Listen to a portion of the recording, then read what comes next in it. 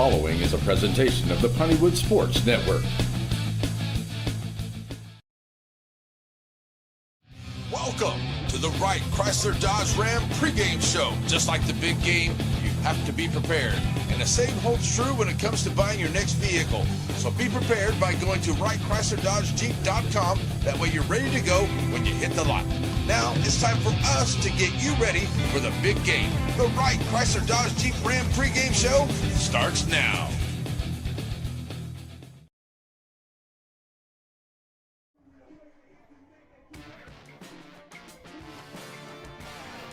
Bayou State, land of the Pelican.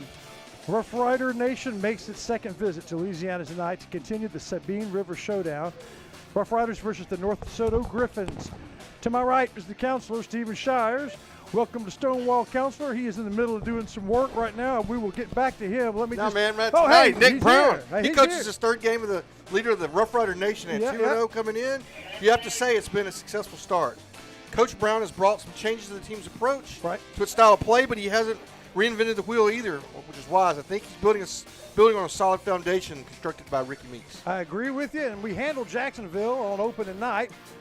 Then we manhandled the Spring Hill Panthers in our opener last week. But tonight should have a completely different look and feel. This team is a very different team, counselor. Absolutely. I mean, we have very physical, very nasty. I was talking to some of my fans that listen, primarily the guy out in Georgetown. He says he likes the nasty demeanor of the team that we've taken on. Yeah, and that helps win games. So the rivalry was begun through the relationship between Coach Meeks and North DeSoto's coach, Dennis Dunn. Yes. But Nick Brown is certainly familiar with Coach Dunn and with what he's built here in Stonewall. So it was a very good football team. I think they're in the top rankings for their division in Louisiana. Coach Dunn does an incredible job with those guys. He's got a lot of experience and a lot of, he's been doing it for a while. And so his teams are always well coached. His teams are always very competitive. And North DeSoto is no different. So there you go. You know it's going to be a competitive game. Right. We got 15 minutes. That's all we got. 15 minutes. JBA Financial brings us the preview of the game from Coach Brown. We'll hear from him. Count Porter's Building brings us a look at other teams in the district. We'll scoot through that. And Center Motor Company Player Spotlight. We'll chat with Center Jamie Jenkins. And Washington sits down with cheerleading sponsor Ashley Wolf. All jam-packed in the Gaddy's Milk Supply Cheerleading Spotlight here at the Wright Chrysler pregame show. Get you ready for in a couple of minutes. We'll talk to you right after this at the Wright Chrysler Dodge Jeep pregame. Wright Chrysler Dodge Jeep in Center proudly supports all the students and schools of the Piney Woods. Stop by the lot and feel free to check out all the wonderful vehicles we have to offer, no matter what adventure you're planning on taking. We have a wide selection of used vehicles and a service department that can service your vehicle. Get all the info you need about your next vehicle online. That way you're prepared for your car deal when you hit the lot. Wright Chrysler Dodge Jeep in Center.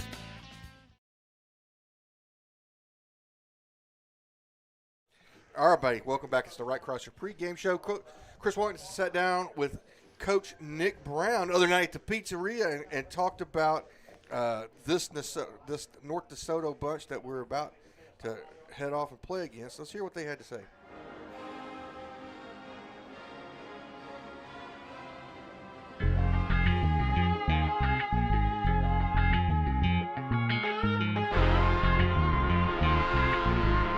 Coach, we talked just a few minutes ago about last week, how successful it was. Tell me about North DeSoto, a team that's not in our district, that's not in our state.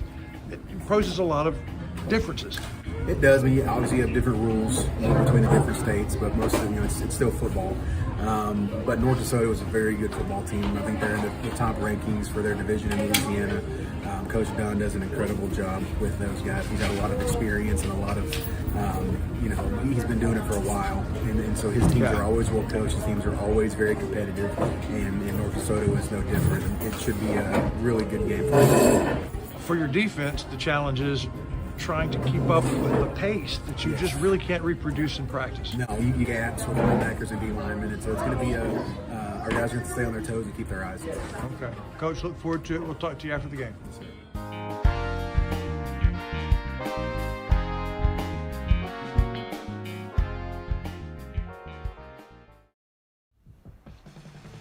JBA Financial Services brings you Coach Talk, and there's a reason for that.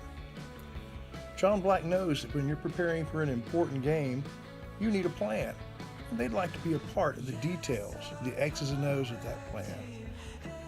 He's put together a good team, a coaching staff that would help you and your family get where they want to go. At JBA Financial Services, they're working to secure your family's future. Everybody, welcome back. It's the Wright Chrysler pregame show. And I'm sorry, we're going to talk to the Blip in a minute. It's going to be a rough ride tonight as we're out kind of in the middle of what used to be pasture land. Right. And there's still not a whole lot of good internet service out here. Right. So it's going to be, we're going to be jerking, and we're going to do the best we can to adjust as we go. If that happens, it's not user error. It's just we don't have it's not, enough. it's not on your end. There's just not enough juice That's out right. here.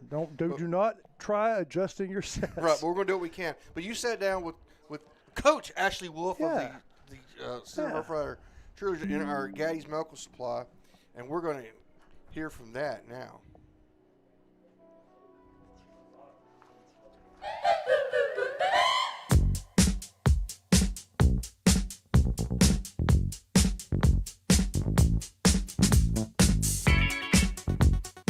So when was the last time you were involved with Center Cheerleading?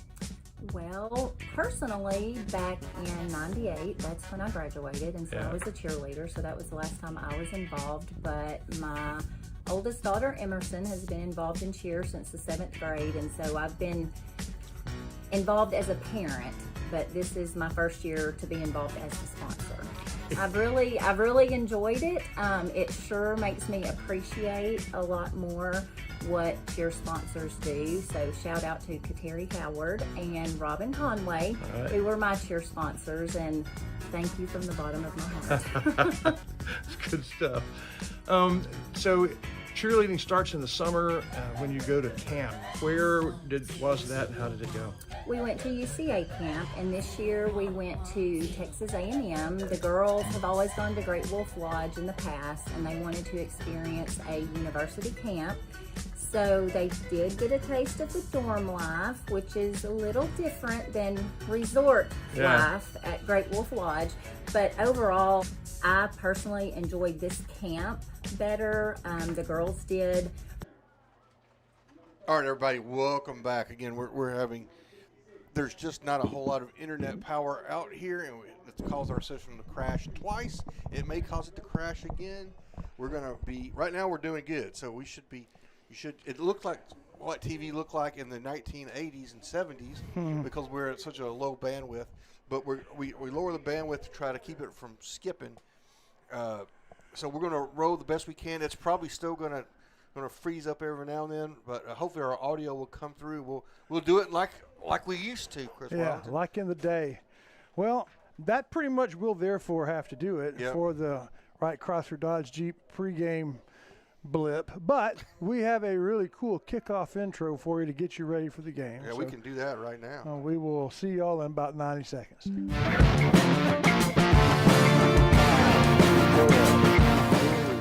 Hello, Rough Rider fans. It's Friday night, and that means it's week 3 of the Rough Rider season. Tonight, we cross the Sabine River, and that means it's the Sabine River Showdown. Over the last several years, the North DeSoto Griffins have become one of Louisiana's finest high school teams. They got their season started last week with a 46-3 win over Union Parish. The Rough Riders have defeated the Panthers and the Indians 93-27 in a combined 2-game stretch, rising to number 17 in the state. But this has become an interstate rivalry between these two teams. They've played 3 games. The Louisiana team has won 2. Center has won 1.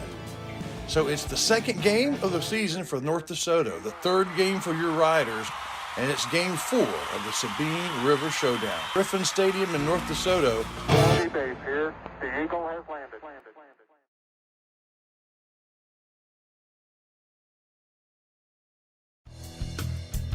Shelby Savings Bank has come a long way since it was established in 1982, and the good folks that work at Shelby Savings Bank really enjoy doing things in the community and for the community.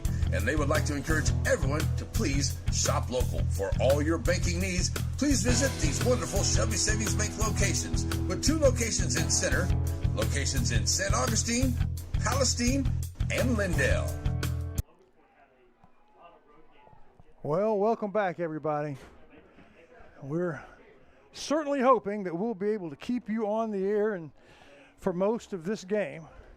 Really, basically, it's video with radio technology, but the kickoff, you're left to right from the Rough Riders. They won the toss, elected to take the ball in the second half, and since there was no return, that's just enough time for us to pop a pepper, which is chilled. Oh, it's a good beverage. It's only about, it's like they serve it in Europe. That's one of those European Dr. Peppers. Yes, it is. So here is the deal. The Rough Riders have run over the last two teams you saw in the intro, about a combined score of 90-something to 27. But this is not a team that is likely we're going to have that kind of success with. Their offense is such a high-speed affair. The quick toss over to the right, the hitch pass to number 16, and already just like that, boom, boom, boom, to Ashworth, the sophomore. And they get 8 yards there just like that, and that's the way it goes. We know that North DeSoto is fast because it's the only team we've played in the Rick Meeks era that might have been faster than us. Okay, next play to the other side. Defense is there to meet them, close to the 30, but it looks like that's going to be enough for a first down. They had to make it to the 30, and they did. So very, very quickly, in what it amounts to 23 game seconds, there are 2 snaps. This is Louisiana, slightly different rules. There's a snap, handoff up the middle. Number 5 with the ball. Rough Riders close in. They hit him around the 35 after a gain of about 4. But look there, they're already up and ready to go. Not a whole lot of time at all to catch your breath. Quarterback Luke Delafield will be running the action. Another handoff to the same back. Hits, bounces off, moves to left, then to his right. 2 Rough Riders on the stop. Number 54 for the Rough Riders is Jace Radney, the junior, along with 31, who seems to always be around the ball. It's third down and a long 3. Got to get to the 41. They're on between the 37 and 8. The shotgun snap, the handoff to number 5. He's caught in the backfield. He's going to be about a yard short, Counselor. So this is the first big moment of the game, very young game, a minute and a half into it. I feel like they'll probably go for it. I would think. Already snapping, already getting ready. All they got to do is we almost had him for a slight loss, and that would have been different. So it's going to be a quarterback sneak. They're going to try and get us off sides, at least early. Then they stand up and they look over to the far side of the field. Now they get it. The quarterback keeps it. I don't know that he got it. It's going to be close. If they mark it where they say they're marking it, just over the 40, the Rough Riders will get that first stop, and that ought to be points. If you can stop this team on 4 downs, on 4th and 1, there ought to be a 3-point bonus, and they did it. I don't think they're going to get the bonus, but what a great stop early, Counselor. Well, yeah, there was just no movement there. And so the Riders with essentially a turnover here.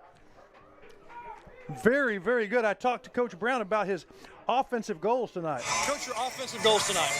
Offensive goals are very similar to last week. We want to make sure that we're consistent. We want to move the ball, move the chains a lot. We want to make sure that we're not giving the ball away and really execute high. Because you don't want to give the ball away, because then you give it to that high-speed offense that they stopped after 1 first down. First down on the Rough Rider, on the North DeSoto 40. The handoff to big number 1, Bluford with the ball. He's hit after about a 4-yard gain. Well, the word is out about Bluford as he's averaging 180 yards a game in our first 2. He's pretty good. I thought he was going to get more than that. He gets about 4. We're going to call it second down and a long 5 and a second and 5, almost second and 6. Yeah, but still, not a bad first down pickup. And lined up on second down, they do it again. Bluford to the other side.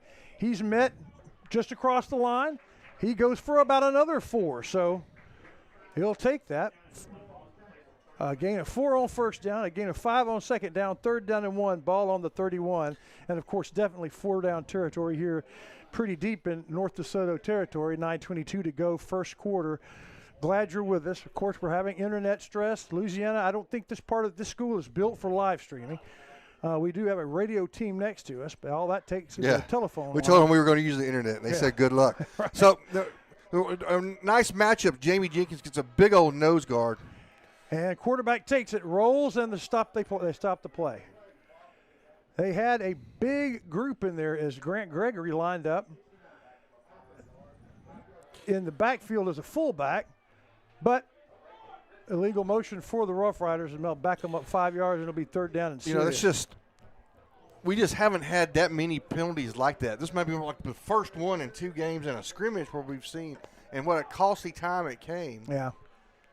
Remember, it seems like these Louisiana officials, they like to pull the flag out a little more often than the Texas officials do. That's what we noticed last time. Hey, everybody was talking about it. Here's the third down and 6 snap now. Handoff again to Bluford around the right side, and he's met good containment. And they hold him up, and the rest of the team gets there. And if anything, he's going to lose about 2 yards, bringing up fourth down and complicated. Figured if he could get 2 or 3 yards, it'd make it easy on fourth down, but that's not what happened. So I'm going to say 4th and 7 here. Yeah. We're in no man's land. Yeah, don't want to punt, don't want to kick the field goal. Really about all you can do is try it on fourth down. We may see Wolf pass for the first time. Got to get to just almost exactly the 30-yard line. So it's 7 yards on this fourth down. He looks to his left, has to bring it down. He's running. He's almost to the first down. Got it. He gets it, and he's out of bounds. He saw the middle clog up, rolled to his right, and then saw open field. We're going to ask Coach Brown about that, and whether or not that was designed or if that was something that was designed to do, or if Wolf saw nobody there. If it's a quick look and then tuck it and go. Yeah. But it's enough for the first down. Yep, well done. And 2 fourth downs, the story of the first quarter so far, the first 4 minutes, the Rough Riders hold on 4th and 1, get the ball, and convert on 4th and 7, first down at the 30. 0-0 in this Sabine River Showdown. Snap. Well, Wolf rolls to his right, sees nothing, tucks it, and it's too late. Nothing he could do but go down. Tackled by number 55 on the play. Good pressure. Landon Berry, the senior. He's going to lose about 4. Yeah, that's a legitimate sack. So defense looks pretty good. Look at number 77. That's what I'm saying. That's what I'm saying. There's a big matchup because you're going to have Jenkins, number 55, and Big Jack, number 75, dealing with that guy. So it is as big as 77 is. Big Jack is about time and a half of him. Yeah. So it's going to be a fun one to watch here. Pretty big.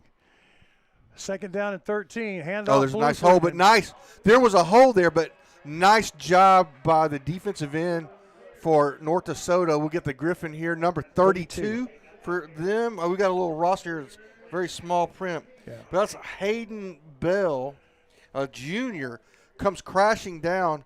He's actually looks like maybe a secondary player, maybe a safety that comes in and makes a great play, because that play looked like it might have some chance to make something happen there.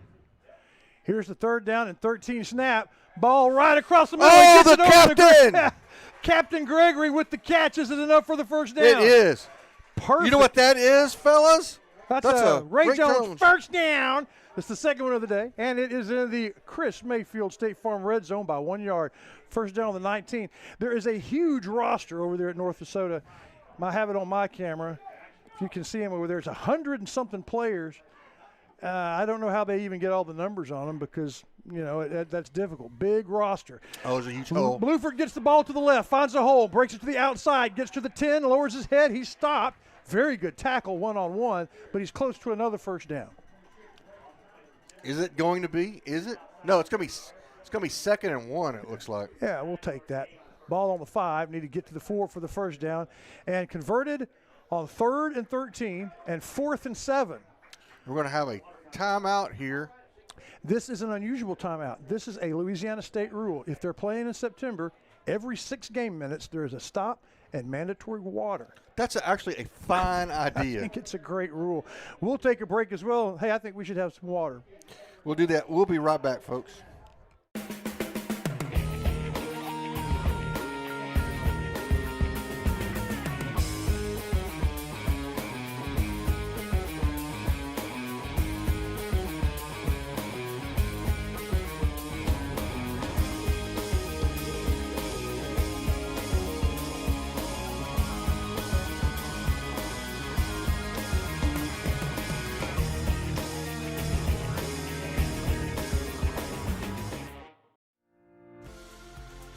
Sandy Cox State Farm Insurance in the Center has the agents to take care of all your insurance needs. They remind you to update your policy after a life change, never put off the death policy conversation, and always have home insurance or renter's insurance.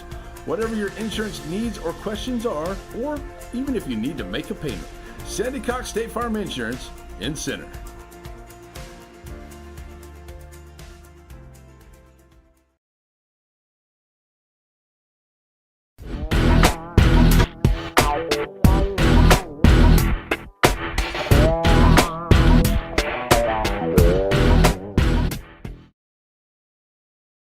Everybody, here we go.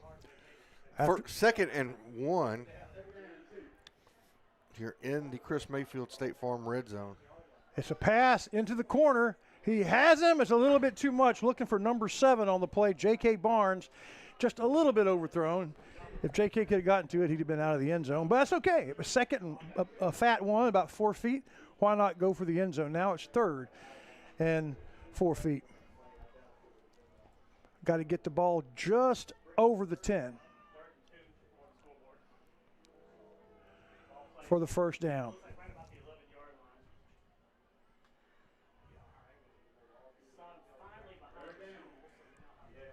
There's the snap. There's the handoff to Bluford. He's met right in the middle. Bluford bounces off, though, and he's caught from behind. Big number 55, the linebacker, does all sorts of damage there as trying to make a play. Bluford breaks a tackle, then Landon Berry catches him in the backfield for a big loss. And now that 3rd down and 2 is 4th down and 12, a 10-yard loss.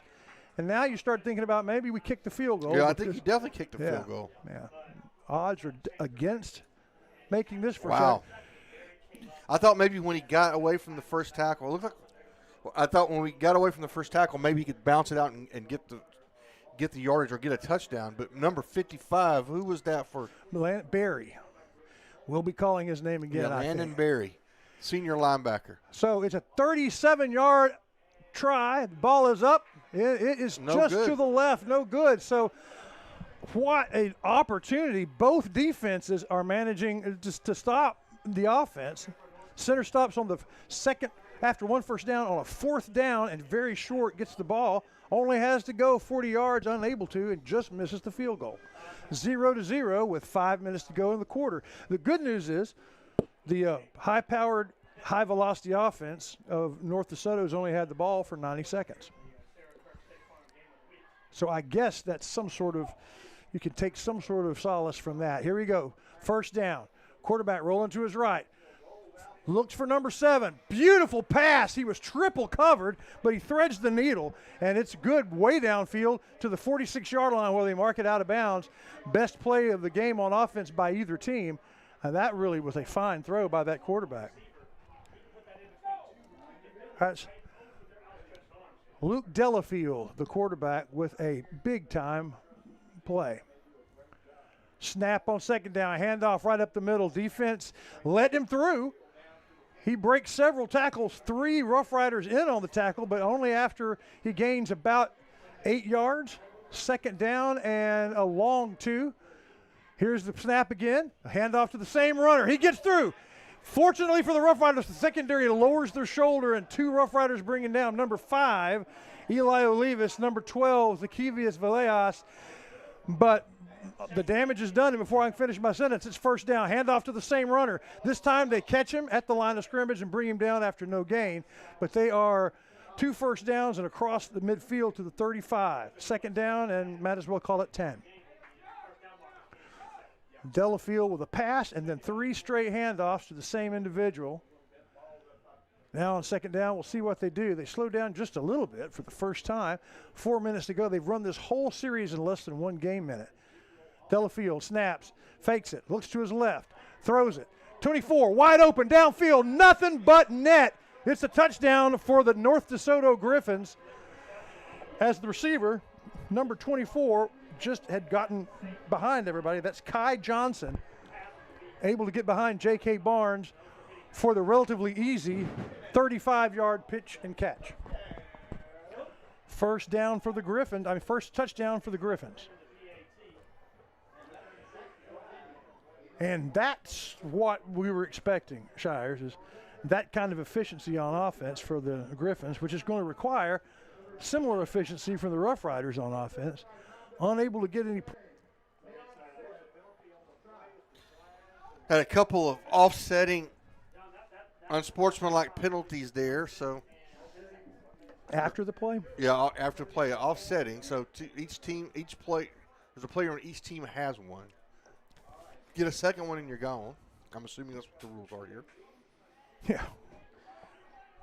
Pretty serious issues as you look at the different rules, but as you were going over most of the rules, a lot of them are pretty esoteric. Yep. There's only one that's likely to come up, which is a holding call behind the line of scrimmage is 10 yards from the point of the foul instead of the line of scrimmage.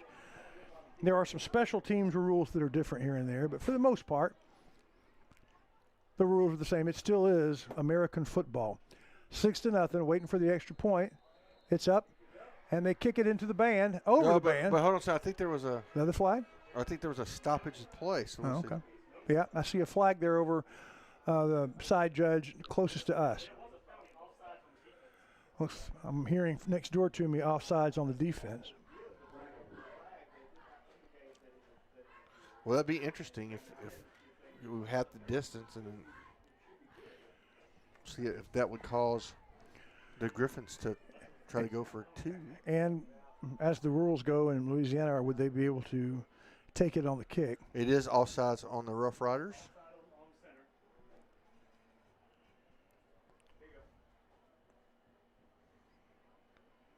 And while we wait to see what to do, there's the official call. So they're going to take the penalty. I'm it. assuming that means they're going to go for, since the field goal was good, they're Well, going to yeah. go for 2. It would be the craziest thing ever to take it and try the extra point again.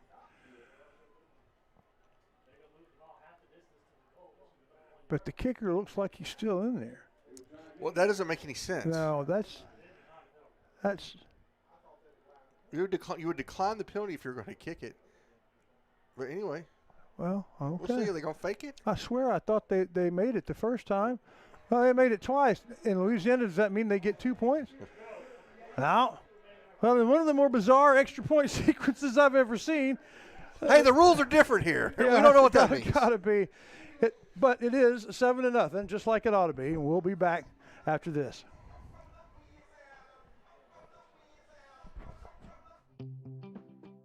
So if you need a new set of tires, Center Tire's the place to go? Check. What if you just need one tire repaired? Check. But what if your car needs an oil change or it needs to be aligned? Check and check. It's all there at Center Tire. Looks like we're getting ready to go quickly, so we're going to bring it back after just hearing from Center Tire. Well, can you do such a thing as a hurry-up kickoff? Well, that's what they're doing. So here we go. The Griffins, 7-0 here. Riders have a chance to, take the advantage, and we're unable to capitalize. Stopped them on 4th down at the 40, moved the ball down to the 6, and then 2 losses set up a field goal that was just missed. And from here, I thought it was good. It was that close. So 7-0, late first quarter, and a big booming kick that's going to go into the end zone. And the Rough Riders are going to take it to the 10, moving to the left to the 15, gets to the 20. Dan finds his way to the sideline, so ended up being an interesting decision. Thought he saw something, and he got close. So that's Cooks, who's opting to play with number 2 tonight. He was 28 last week, but he's 2 tonight. I wonder if that's One never knows. Well, I'm assuming it's a uniform availability issue. That's true. The white jerseys and the purple jerseys, they're just not all of them are the same, and so there you look. Oh, I don't have your number in white. Well, so we have another flag on the play. Special teams flag, and so far, Shires, I think all the flags have gone against the Rough Riders to this point. I think I've only been 2 or 3, but they've all been holding this time on the return against the Rough Riders. If you're able to see as the camera passes, it's a very crowded group in North DeSoto. They don't have big stands, but they are completely full, and the Rough Rider crowd pretty much fills up the visitor stands. Of course, the band and chaparrals fill up a lot of it. The band will march, strangely, At the halftime, they'll march second, which is never the case when you're the way a team it is in Louisiana is they'll take care of their halftime show first, and if there's any time left, our band will march. Chaparrals will not perform. That's kind of unusual. Shorter halftime here in Louisiana. So there's the snap. Wolf gives it to Bluford. He's hit immediately. Bluford's shaking people off, but again in the backfield. That Barry kid gets him, and the second guy, after he breaks the tackle, he gets tackled for a loss. And after averaging 180 yards a game, I think he is probably about averaging 0 yards a carry on this game so far. Well, I think we don't have the ability. We just got to keep going upfield. We can't give up yards because that's going to. All right. Those are good-looking athletes on the defensive line. Right. We had some movement right up the middle. So a loss of 3, quick pass over and dropped. And that was Cooks, but had he caught it, he had 2 guys he was going to have to get around. It's likely that would have been a very short gain. But 3rd down and 13, and now this is kind of critical. The ball in the opposite red zone on the 14. To get the first down, we're going to have to cross the 25. And the offense has kind of met an unstoppable force the last 5 or 6 offensive plays. Looked okay early in that first drive and then started moving backwards. So on the 3rd down and 13 call, Wolf back, looking, pressure, dumps it off, has a man. Can he break a tackle? He does, but then he swarm tackled us. He's literally picked up and brought down. It's a good game, but it's not going to be enough to even consider going for it on 4th down. There's a gain of about 4. That's going to bring up 4th down and 9. He was going to have to break a tackle, and he just couldn't do it, Shy.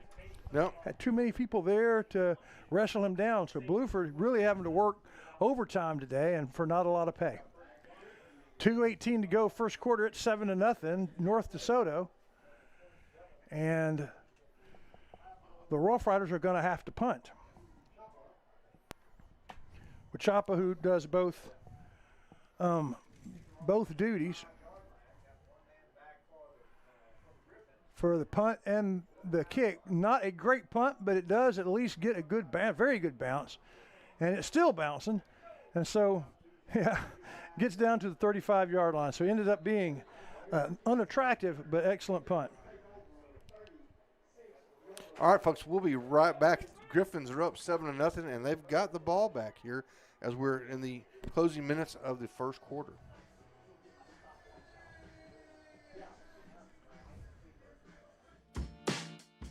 You know that Center Glass can fix your cracked windshield. But for the experts at Center Glass, fixing a windshield is just the beginning. Center Glass can also renovate your bathroom, turn your fixtures and shower into something entirely new and unique to your home. All right, here we go. They're going to pass out. Nice play and a nice tackle there by number 12. Zakevius Villegas comes in and makes the stop. But they're going to pick up, 4 yards? Yeah, 2nd down and 6. Snap. Hand off to number 5 again. He hits the line. He's slowed. He moves forward. Flag coming down from the secondary. He's going to get to about 2 yards shy of the first down mark, but we'll have to slow down and see what that call is. That's Kenny Thomas, the running back that we've seen over and over. Their workhorse. Delafield, the quarterback. Thomas, the workhorse running back. So we'll see if this will be the first penalty on the Griffins tonight. Yep. Oh, it's a penalty on the Rough Riders. It's going to be 2nd and 1. Okay.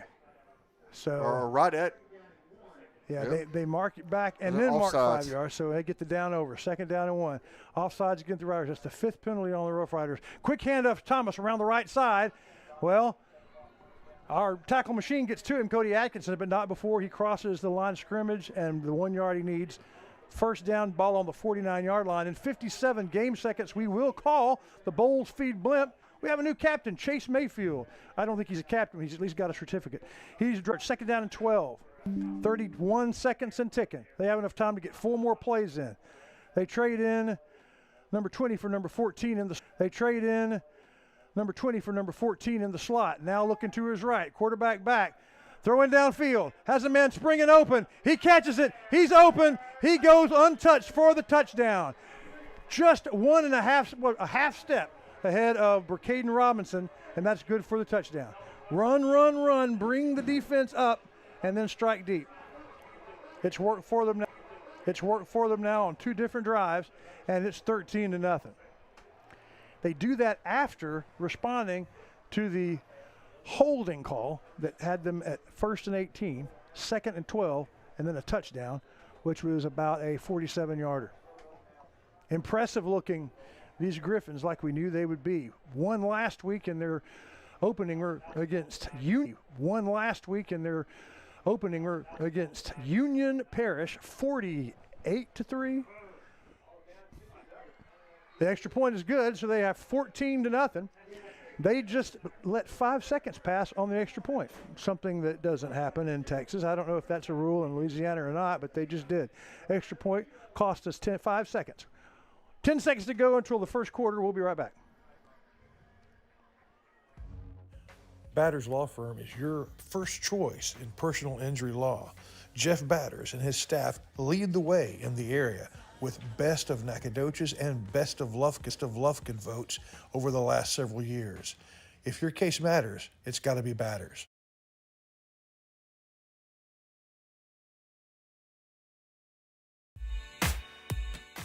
People come to Covington Lumber Building and Supply because they have home construction projects, and one of those, plumbing projects. Covington's got you covered. They have the showers and the tubs to get you started, and they have all the different fixtures and lots of different choices to round out the project.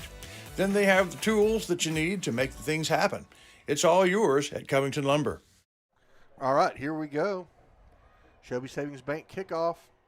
We kick deep again. We're going to let that one go. And notice that the clock runs. That kickoff brought to you by Shelby Savings Bank. Now, in high school in Texas, the clock doesn't start until the ball is touched, right? Just like in NCAA. In Louisiana, it's the clock starts the moment the kicker's toe touches it, so 4 seconds ticks off there. Yep, I got that correct. So we got 4 seconds to go. Sorry, 6 seconds to go here, so Riders will run probably one play. Hey, you got that cool looking liner that Larry did for us? Yeah. Yeah, when we go to, when we end the quarter, let everybody see that. That's really cool. Right. They already saw one cool liner Larry did, but not the one you're talking about. Okay, yeah. This is all Larry's right. been using the computer. Yep. And here's the last play of the quarter. Wolf brings it down, finds an opening, breaks through over the 25-yard. He gains about 8, and we'll be facing 2nd down and 2 when we come back for the second quarter. Riders down 14-0 as we go to the quarter break.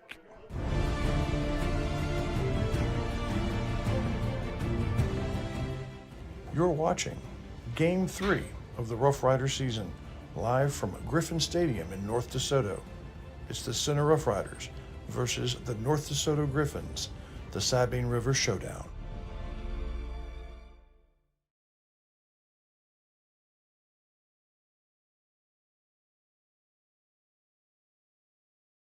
Hey, y'all got a dirty truck. Well, then take it to Joe's Car Spa for a spa day. At Joe's, they make 'em shine. And they're standing by to work with the community. They was elected best of Shelby County this year, and it's called Joe's, but it probably ought to be called Reed, since Reed Grant owns it. So, Billy Don, when it's time for your car or truck to have a spa day, where do you take it? I don't know where.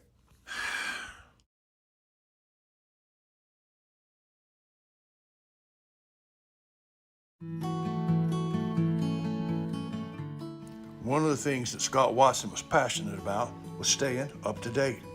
He wanted his facility to be comfortable, but not comfortable like you remembered it growing up. From the lobby to the spacious and modern chapel, Watson & Sons never stops getting better. The Watsons, their family serving yours. All right, folks, welcome back. We're going to start the second quarter. Riders find themselves in a hole, 14-0. But a good gain on 1st down. And we're going to give it back. Yeah, before we can get it snapped, but there's offsides jumps a little bit, so it'll be second down and about 8. Yeah.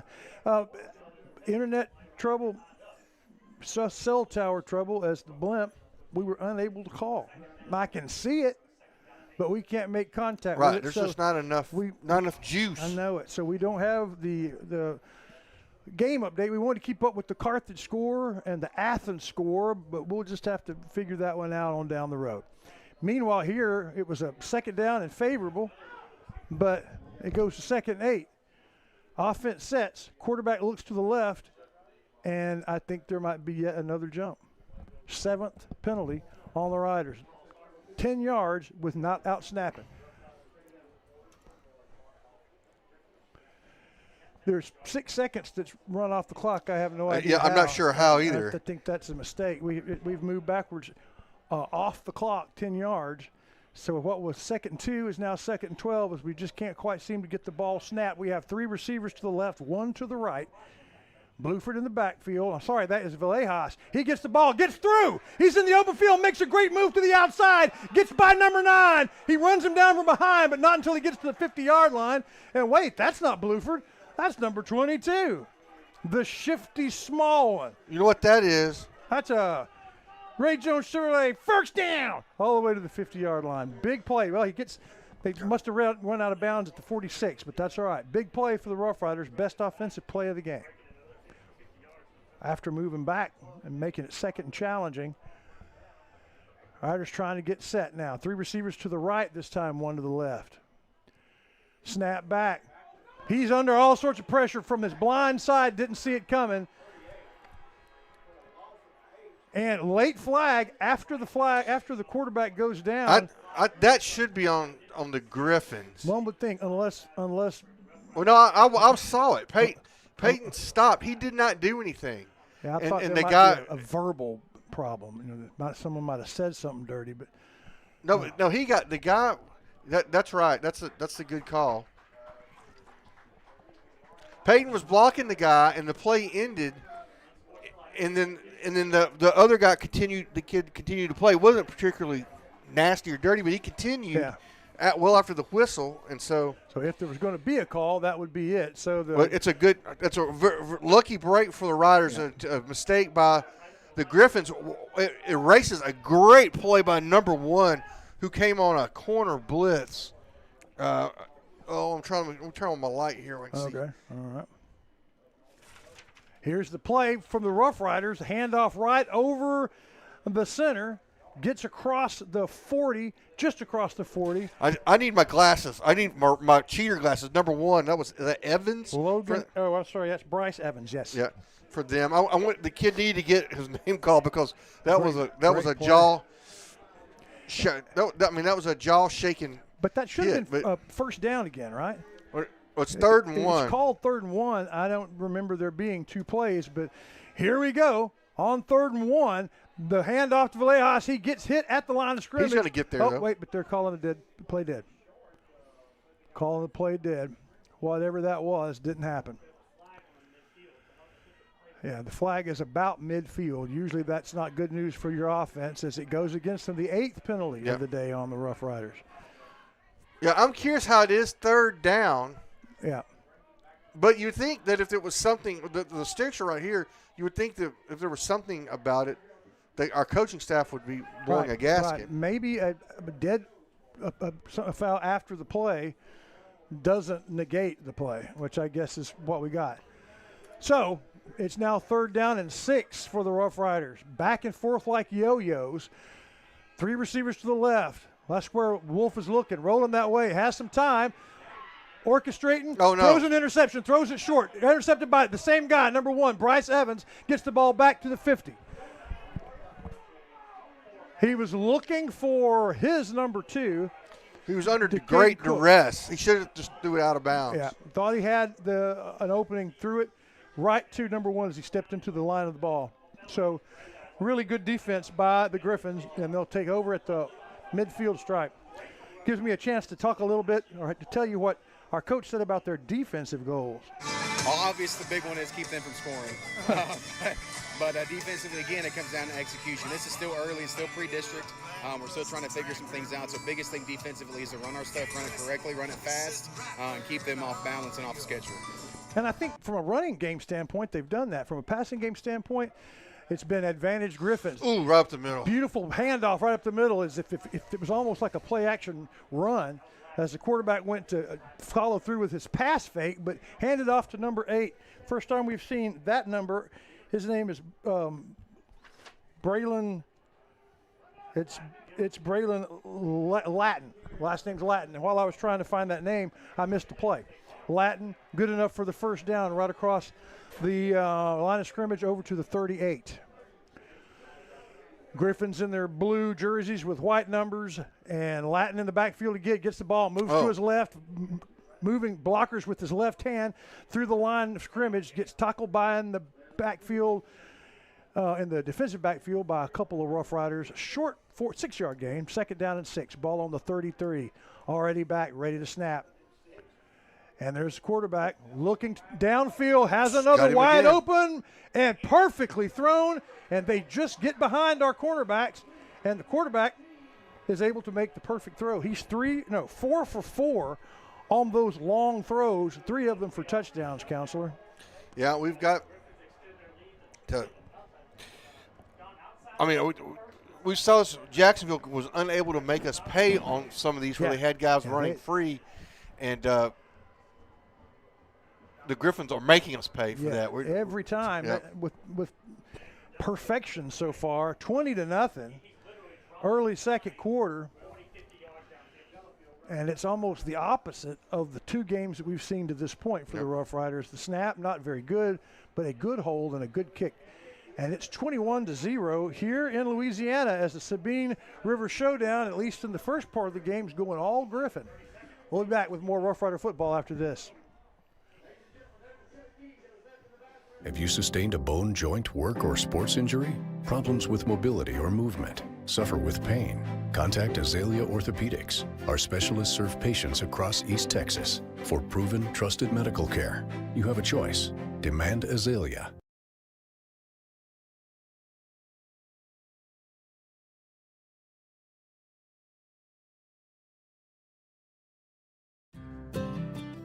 Over the years, most of us have collected a lot of stuff, but where is all that stuff? Down home. So when it starts piling up, you go with Down Home Storage, climate-controlled place for your down home stuff.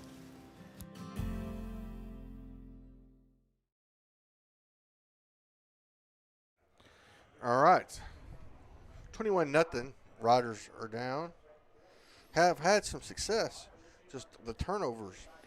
Had the turnover and lots of penalties. 8 penalties and an interception. Turnover on downs, which also counts. And their kicker's awfully good. Kicks it into the end zone. So 21-0. And, yeah, this is curious because the Rough Riders offense unable to do what it did the first 2 games because, I mean, there's a really talented group on the other side, well-coached in a system that's been around a long time. This is where we're going to find out what we're made out of. Yeah. Because now is where you go, okay, we're gonna try to get back this game because again we get the ball to start the second half. That's true. But I mean we got to put together a scoring drive and put the ball in the end zone. If we were to score once and keep them from scoring this quarter, we get the ball in the next half and we score there, then it's competitive. But they are right there on the brink to where if they're able to do another score before we do, you start seeing kind of the game start slipping from you. So we'll see what happens with Wolf in at quarterback. It's a good test for us. To number 22, makes the right cut. Look at him making people miss as he gets through over to the first down marker. Now he was down. He should be down. He lost the ball. The question is, was he down when he lost it? I mean, ground can't cause a fumble. Right. So it's okay. And that's true whether you're in Louisiana or Texas. Hopefully so. That's good for a first down. Ray Jones first down. And really, the offensive player of the game has been Villejas. Quick pass over to the right. Number 7 with the ball. A little hitch. He makes 2 people miss, and then 3 Griffins bring him down. But that's a good play. J.K. Barnes with the reception. And they move the ball 6 yards, 2nd down and 4. 8:43 to go.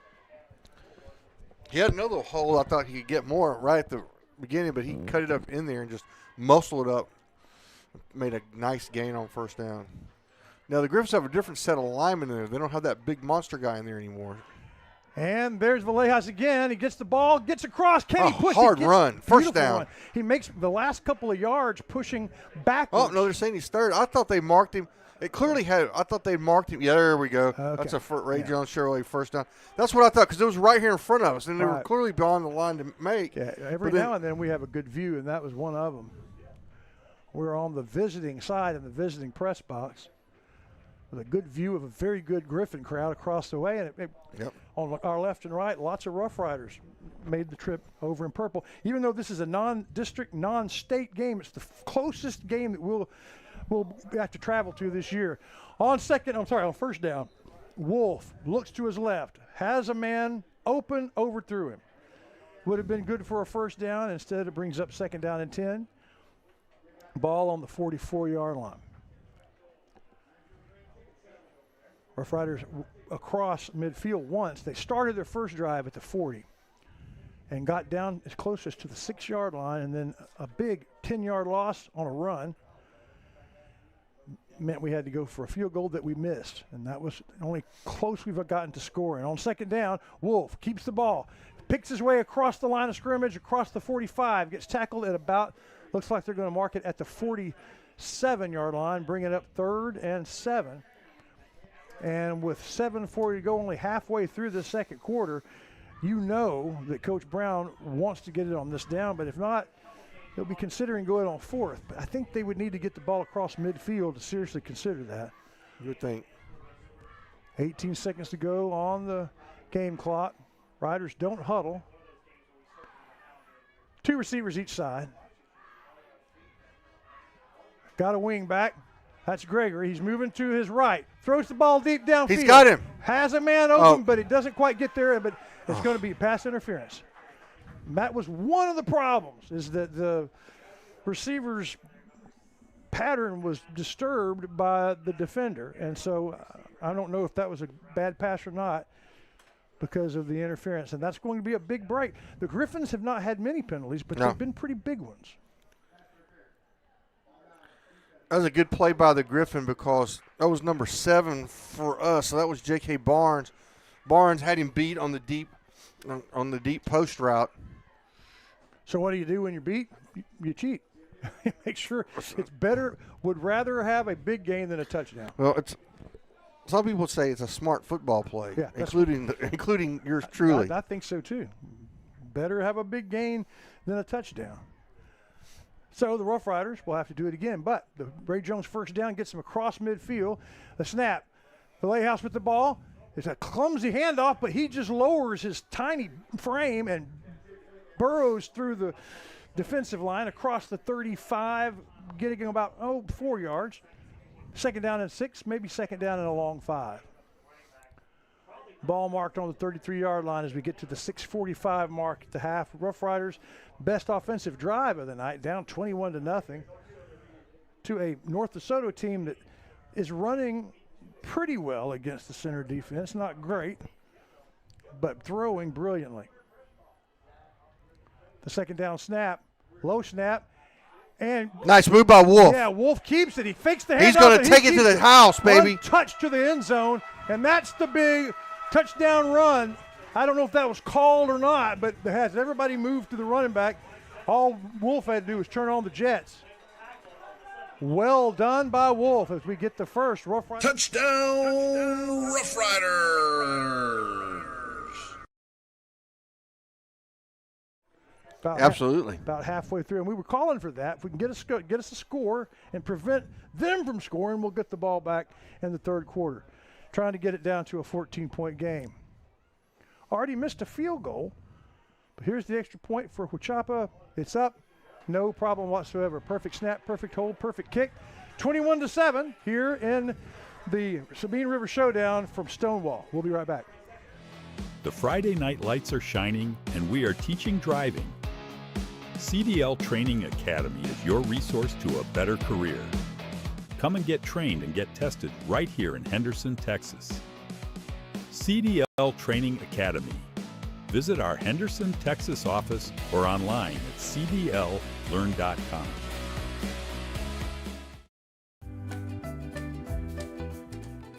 You know that Ace Hardware of East Texas is all the hardware you need, but there's a lot of other things they have too. Fun things for your camping trips. Fun things to wear when you go outside. For the 4th of July barbecue, to the housewarming in the fall, to your Christmas shopping and clothes for all year long, it's Ace Hardware, the helpful place of East Texas. Everybody, it's time for our Shelby Savings Bank kickoff here. Always like it when the Rough Riders are doing the Shelby Savings Bank kicking off. Me too. Me too. They will receive that kickoff at the beginning of the second half. From our right to left, Rough Riders in white, big kick. And, man, he puts his foot into it. It'll be in the end zone, and they fair caught it in the end zone, and that'll be that. The Griffins, under Coach Dunn, have been a Louisiana powerhouse for a mighty long time. Mm-hmm. And Coach Meeks. Right. Coach Dunn had a little bit of success before coming here. Yeah. And Coach Meeks knew him because he knows every coach that's ever lived in this part of the world and said, hey, I like the way you play offense. Can we do a cross-the-border sort of rivalry? And he said, yeah, I'd love to. Let's do that. So that's what we got, and we hope it continues. I do. I think this has been a very good opportunity. And there's the snap. There's the handoff, and he gets by the first line of defense. He's got the first down. That's Latin, and he's collared out of bounds by number 4, Gage Vadrine. Yeah, we missed the tackle right at the line of scrimmage, and then he made us pay for that one. Yeah. Yeah, did that. Uh-oh. Next play. Uh-oh. It's the quarterback keeping it. No, that's a throw. That's a throw. Sorry, I was adjusting a camera, which is almost pointless. And the 30-yard line is where they get. So that was a throw. Was it a long throw, short throw, hit It was a pass? medium throw. Little medium size? Mm-hmm. But a nice run after the catch. So just like that, bam, bam, in 2 plays, they go from their 30 to our 30. And it's first down and 10. And it's a water timeout at the 6-minute mark. So we'll get to take a little water break ourselves. We'll be back here in North DeSoto after this. The team at McAdams Propane is committed to fueling generations of East Texans. And the work Billy Bob and Lisa McAdams started is growing under Josh's leadership. What began in Center has grown into Livingston and Marshall, Henderson and Carthage. For propane, it's McAdams. Shelby Savings Bank has come a long way since it was established in 1982, and the good folks that work at Shelby Savings Bank really enjoy doing things in the community and for the community. And they would like to encourage everyone to please shop local. For all your banking needs, please visit these wonderful Shelby Savings Bank locations, with 2 locations in Center, locations in St. Augustine, Palestine, and Lindale. All right, here we go. The Griffins on the move again. Hit in the backfield and it fumbles. The ball on the ground, of course. When things are going your way, they go your way. Big hit, strip the ball. Ball hits the ground, but it's recovered by a blue jersey. Heads up play. Boy, that would have been big. Rough Rider defense manages to stop them on their very first drive on 4th down and short. What's that? Was a It's a holding call, but not only do they strip the ball, they get the holding, and they mark it from the point of the foul. So they moved to where the holding happened, and then they moved it back, where it will be now first down and 20. So lots of good things happen for the Rough Riders on those plays. First down and 20. Shotgun snap. Quarterback back, looking deep. Has a man. Good coverage this time. It's going to have to be an absolutely perfect play, and it's not. For the first time tonight, really good coverage by the Rough Riders. Man on man, knocked it away. That was number 4, Gage Vadrine on the coverage right there? Yes. Well done. Just step for step, stride for stride. Yep. might as well go ahead and give it a shot. Yeah, why not? The quarterback has been, just laying them right in there. It was perfect throw, just good defense. So now they look Screen. throw the middle screen. Really well played by the quarterback as he looked everybody away to his back going into the flat and then looked back to his tight end, but even better played by the Rough Rider defense as they tackle him at the point of attack, 3rd down and 20. Mr. Nasty, number 21, good job. in on the stop. And the 3rd down play, they get the Rough Riders to jump, they get back. So maybe since it was stopped, it's against the offense. I don't think anybody on the defense touched anyone. So it was a hard count. The whole defensive line jumped. Nope. But I guess I don't know that would have been offsides in Texas. It's just 3rd down and 15. It's 3rd down and 15. They get some of it back without the clock moving. 5:06 to go until halftime. Again, big deal for Riders to get a stop here. Yeah, got to get to the 20. On the 35. Big guy in motion. The snap. Looking to his right. Gets the throw away. Gets the 1st down. Breaks a tackle and is going to get in the end zone. Trying to hit him hard enough to dislodge the ball. Didn't do that, nor did they bring him down. And on 3rd down and 15, they say, I see your 1st down and I raise you a score. 27-7, 4:44 to go in the half. Again, we have them backed up. We give them a cheap 5, and then that happened. So, yeah. Just frustrating. Frustrating, and real frustrating if you're the Rough Riders, and super frustrating if you're the Rough Rider defense, where they have been effective in run defense, but not very effective against the pass to this point. The extra point right through the uprights and into the Rough Rider band. We'll be back after this from Louisiana. Serving our communities for over a century, Farmers State Bank continues to meet the financial needs of East and Central Texas. With roots that run deep, Farmers State Bank serves as a source of financial strength to meet the needs of our neighbors. From a comprehensive range of financial products to individual service, we remain dedicated to being a true community bank. Farmers State Bank, improving lives and fulfilling dreams. What's that old State Farm slogan? Like a good neighbor, State Farm is there. All right, we're going to come back. We're going to interrupt the Chris Mayfield commercial because they go so fast. It's a you never Chevy know. Savings Bank kickoff here. We'll come back and get Chris Mayfield. Of course, he brings us when we get into the red zone, which the Rough Riders have been in only once tonight. They've scored. The time they scored, it was from outside that red zone. Here comes the kickoff. It's another booming one. Easily make it to the goal line and out. Let me tell you a little bit about the halftime show coming up. Farmers State Bank halftime is going to be unlike any other. It's in Louisiana. The break is shorter. It's less than 20 minutes long, and that means the Rough Rider performers can't all get on the field. So what they're doing is very bizarre. The North DeSoto cheerleaders are going to dance. Hold on. We have a penalty, and North DeSoto's going to have to kick it off again. Okay, back them up and do that again. See if they can kick it out of the end zone from further back. Well, this is something that the kickoff team runs a long way down. Yeah. They're much more winded after a kickoff than the return team. So we'll see. This may be an opportunity for a big play here. We'll see. I'll hold off on the description of what we're going to do at halftime until after this. Big lead by North DeSoto as they've scored every time they've had the ball except for that first time where the Rough Riders held them on 4th down. There's the big kick. This time it's going to get to the 5 and it sets up a return to the 15. Gets past the first defender and the second one gets him down at the 22. So really good special teams by the Griffins. Yep. As they're taking the field, what that means is we're going to see 2 dances from the Griffin performers, and then the Rough Rider band will perform without the twirlers. Then the North DeSoto band will perform, and the chaparrals will not get to dance. So we've never had a halftime show with that arrangement. We are going to hear from the Colonel Matt Gregory during the Hiwanee halftime analysis section, brought to you by Camp Hiwanee. We will bring you the band, brought to you by East Texas Automotor, and Borders Poultry Supply brings us the up close and personal towards the end of halftime, where we'll talk to Courtney Bauman about the Chaparrals, even though we won't see them tonight. All that's coming up in the Farmers State Bank halftime. And now the Rough Riders down by 3 touchdowns. They did score the last time they had the ball.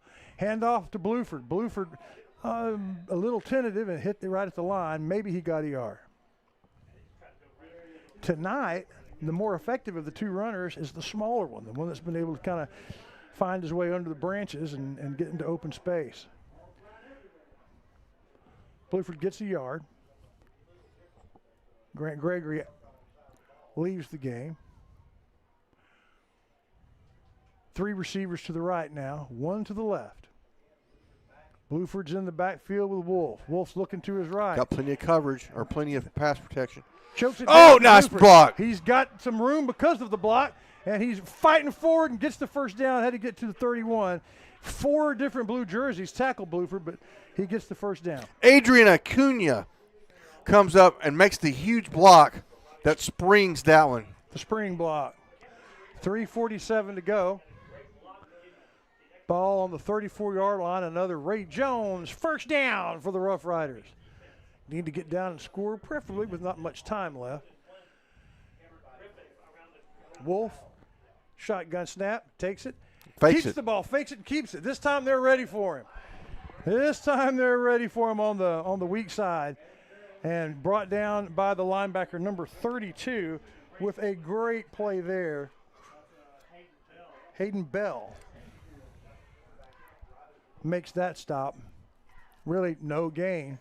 It's the same sort of play that the Rough Riders scored on with about a 38-yard touchdown run on the last possession. This time, nothing there. 3 receivers to the right, 1 to the left. Bluford next to him in the backfield. Wolf calls for the ball. Looks, rolls right, directing traffic. Makes the throw down to number 3. Beautiful play. Nice touch on the ball. Number 3 gets behind the first line and in front of the second. And Wolf finds him in the zone. So Ray Jones first down. Ball on the 47-yard line. And the last 2 offensive series, the Rough Riders kind of look like they've gotten their feet under them, Counselor. They do. They're looking much better. Well, we've still got plenty of time. We should have some timeouts. We still have 3, so there's plenty of time. And low snap. Pass, little short pass, little flare, and it's too much. Too much. Well, I came on that corner blitz again. Wolf still didn't see it. We got to get somebody somebody's got to get out there and get that picked up, because otherwise that's going to be trouble. Yep.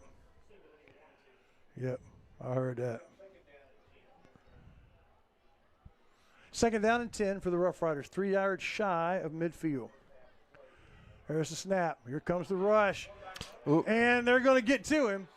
And I thought maybe that the Rough Rider blocker had gotten their hands on the face mask. I thought it was going to be a hold. A hold, but they didn't call the hold, but the guy got around anyway and makes Wolf pay for that. Loss of 5, 3rd down and 15. When last the Griffins had 3rd and 15, they scored a touchdown pass. Rough Riders now facing the same thing.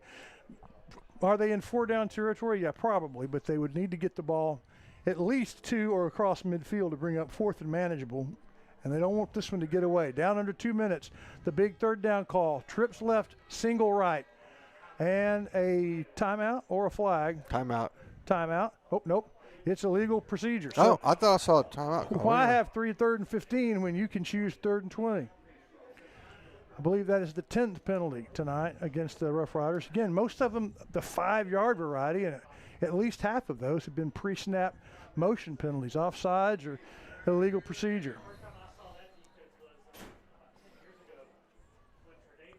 3rd down and a solid 20. And now there's a timeout on the field. $1:41 to go till halftime. Big 3rd down coming up. We'll be right back here from North DeSoto.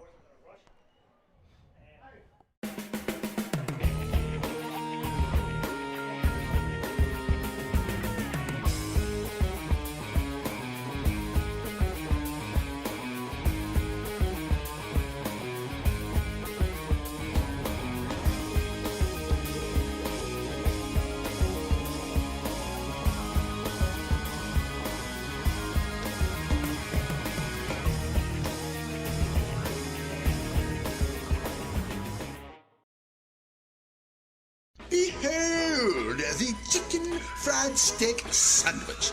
This particular chicken fried steak sandwich can only be found at Diamond V Cafe in Center, Texas. And it pairs very well with seasoned fries and sweet tea. And if you're lucky, there'll be some of that Nana's banana pudding to go along with it. Get by Diamond V Cafe in Center and see the wonderful folk. All right, so here we go. This is a big play here. Going to run the tunnel screen. And it's good for about 4 yards on 3rd and 20. So 4th and 16, probably not as far as going for it. It's going to bring up a punting. No, you don't go for this. Punting situation, and Huichapa will get back. His first punt was a great punt as far as the effect of the punt. The result, it was an ugly punt, but I think it rolled about 30 yards. Maybe he'll get a little more foot under this one. $1:38 to go. Looks like North DeSoto's going to call a timeout. So we'll hear from one sponsor, and we'll be right back. What's that old State Farm slogan, like a good neighbor, State Farm is there? Well, that could not be a better description than Chris Mayfield of Mayfield State Farm. Since he came to town close to 20 years ago now, he has been the quintessential good neighbor. It's the same thing true of his insurance agency, Chris Mayfield State Farm. Got to keep your car running, and to do that, you need oil, you need lubrication. Rough Rider Oil and Lube right there on Highway 96 is where you do it. You'll see the score, win or lose, from the Rough Riders, and appreciate Nathan and all he does. Rough Rider Oil and Lube backs the Rough Riders. All right, 4th down, the punt. Rough Riders are going to have to hold this high-flying set of Griffins out of the end zone because they do get the ball back. We dropped the punt, and he'll have to fall on it. They're going to pick the punt up and run towards the end zone, and it looks like they're going to score that quickly. Huichapa dropped the ball, sat on it, couldn't quite get it, picks it up, and it's an easy score. And that is sort of kicking a guy when they're down. Just didn't get the ball in his hands. Wow, that was not what we were expecting. 34-7 with $1:32 to go until halftime. To a very strange halftime. It's just been everything about tonight strange. The 7 o'clock kickoff, the unseasonably hot weather, the way this game has unfolded, everything about it just odd.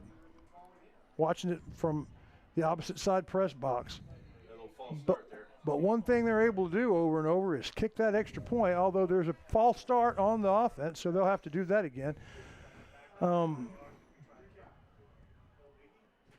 of the few of those sorts of errors that North DeSoto has committed tonight.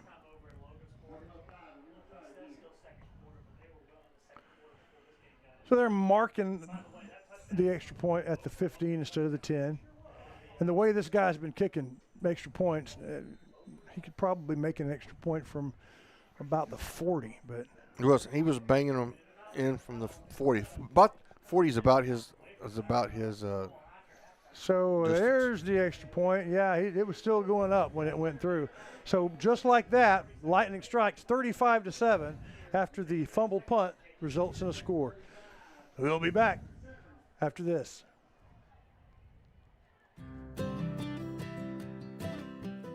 Hey, if you're like me, lots of stuff is collected off up at your homestead. Call it down-home clutter. Well, the good news is there's a place for it. You ain't got to have a garage sale or a bonfire. You can take your down-home stuff to down-home storage. That's what I did. Batters Law Firm is your first choice in personal injury law.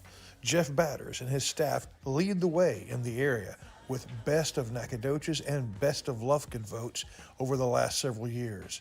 If your case matters, it's got to be Batters. Practice. All right, welcome back, folks. It's time for, unfortunately, another Shelby Savings Bank kickoff by the Griffins. Yeah. Well, there have been things that have happened that you don't ever want to happen in a ball game. And for the most part, they did happen to this young team and learning a different system. In the first two games, it looks like they've come just to kind of invade all those problems on this third week in Louisiana. And there is the kickoff out of the end zone. Rough Riders will take it. But, I mean, if there is a glimmer of hope with $1:32 to go and time to score, do get the ball back. So it would be nice if it was 35-14 with a chance to make it 35-21 after the kick. But, I mean, if you're wanting to be competitive in this game, Counselor, that's kind of what we need to do. Score here and score again when we get the ball back and see if we can overcome a 2-touchdown deficit. Some of that is going to have to be finding answers on defense for against the pass, as their deep pass has just been almost flawless in the first half. Coming up here early in the Farmer State Bank halftime show, it's the Colonel, Matt Gregory, who's already gotten up here in the booth. We'll have the Hiwanee halftime analysis coming up. We'll hear from a coach what seems to be up. Quick pass over to the right, caught, spuns around, and gets out of bounds close to the first down. It's going to be a Ray Jones first down. Yep, they move the chains. Clock stop. Good play. Ball exactly on the 30-yard line. Efficient play by the Rough Riders.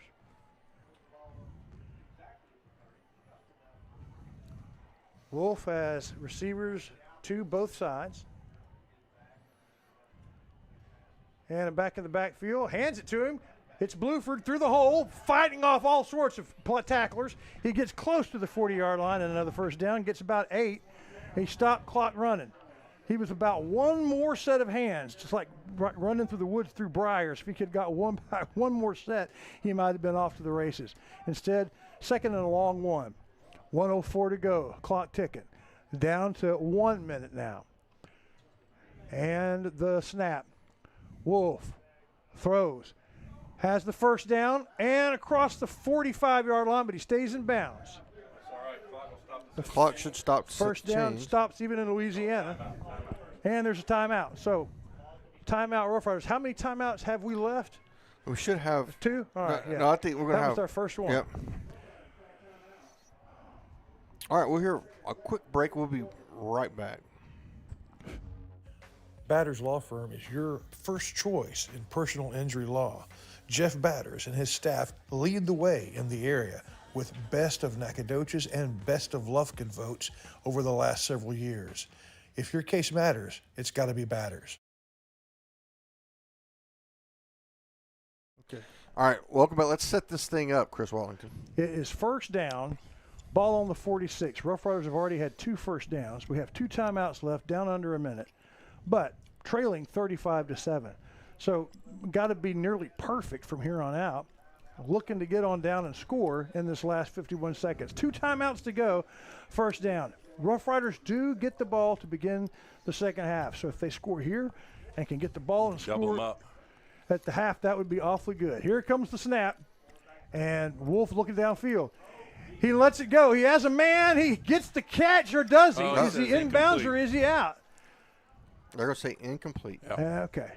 Had an official right there, right on top of it. Yeah. Close over there to the Griffin's band. You hear Colonel Matt Gregory with us. Hello, Colonel. What's going on, man? Nothing.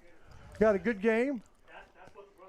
It is a good game. And could be better. Yeah, could be better, and will be if they can navigate these last 45 seconds. That incompletion took 6 seconds off the clock. Second down. Bluford in the backfield with Wolf. Quick pass over to the right. It's caught by number 5, and he's out of bounds. That's Eli Olivas. And going to be about 4 yards. Only took 4 seconds. He got out of bounds, though. Yeah, got out of bounds. 3rd and 6. 3rd and a long 6. Got to get just across the 45. Ball is on the 49. So, yeah, so really more like 7 here. He trips into the boundary there. Yeah, on the short side. Possibly a screen or 3 receivers. You got 3 covering 1 over here. Somebody's going to be open over there. Wolf moves to his right. Out. There's the throw, knocked down. Close to an interception. Yeah. So we'll see on 4th down.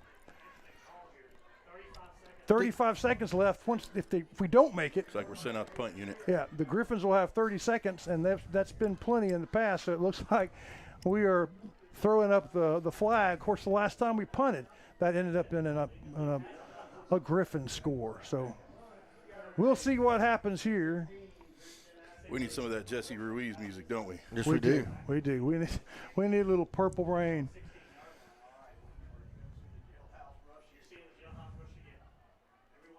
Hey, it looks like they're bringing the full rush, but this time the kick is up and it's good, and it's going to bounce and get another really good bounce. Going to be out of bounds in about the 15-yard line, so about as good as one can hope. I don't think any time ran off the clock. They need to fix that. No, they fix had a hometown clock on that one. Hometown clock, yeah. It was 35 seconds when they snapped it. It's still 35 seconds. Tell you what I'm going to do. I'm going to head off, find my way over there.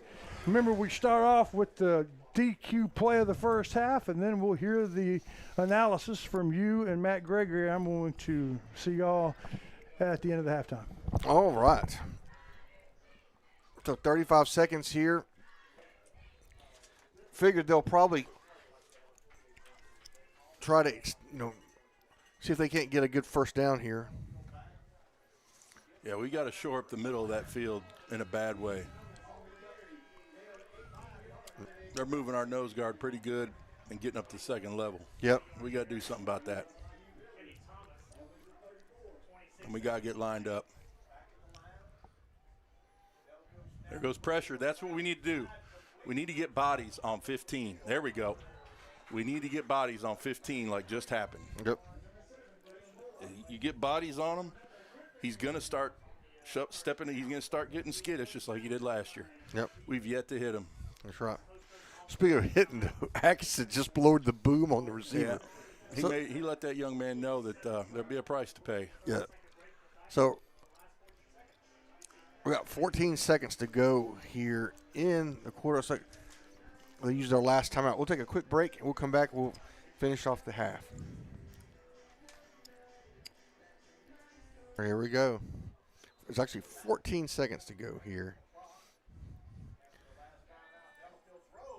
Oh. A little off. Yep. We hit him once. All of a sudden, the accuracy is not there.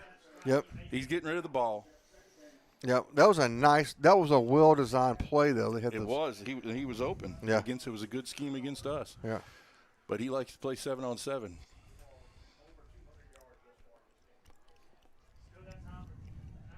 And in comes a big guy to help with the protection. Yep. That's all right. He'll get beat too.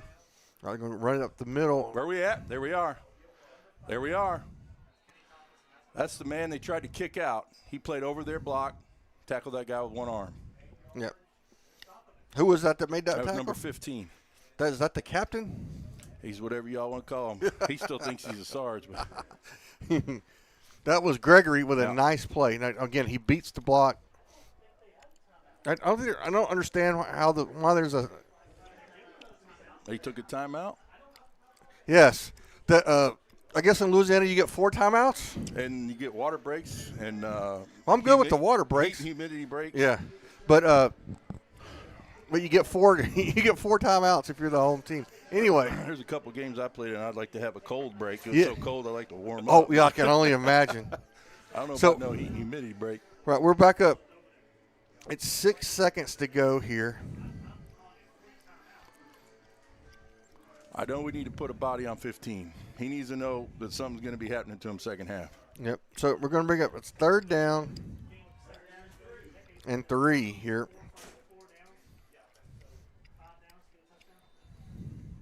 There we go. Get to him. They're throwing the ball. There's 6 seconds to go. Oh, nice play. Wolf almost. That would have been a nice. That would have been a huge play if Wolf can make that happen. That's going to bring up 4th down and 3 with 4 seconds to go.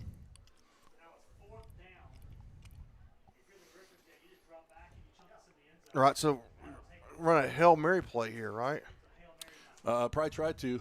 They're moving 15 off the sideline. What's the play clock? We got 13. Yeah. They're under 10 seconds. They're going to. It looks like they may. Are you going to punt it? No, he's going to get in there. Yeah. Oh, they're going to take a knee. Yeah. Watch the fake spike. Well, this is interesting, though. I mean, because they take the knee, they can't run. Well, so why did time go off the clock? Is that a loss of down? If that's a loss of down, decline it. I guess not. Well, it doesn't matter. There's still supposed to be time on the clock. They put 7 seconds on now. Yeah. They've got to punt. They can't take a knee. They certainly can. Well, they can, but he's going to go back there and walk around and try to kill 4 seconds. Well, he can do that. I don't know why you wouldn't quick kick it here. They might do that. If he holds on to that ball, we definitely need to hit him. Oh, they're it's gonna, like right here. Here it comes. He got rid of it. He threw it into the 5th row. Yeah, smart play. He don't want none. All right, folks, that's going to do it for the first half with the Griffins up big on the Riders, 35-7. We'll come back. It's the Farmer State Bank halftime show next.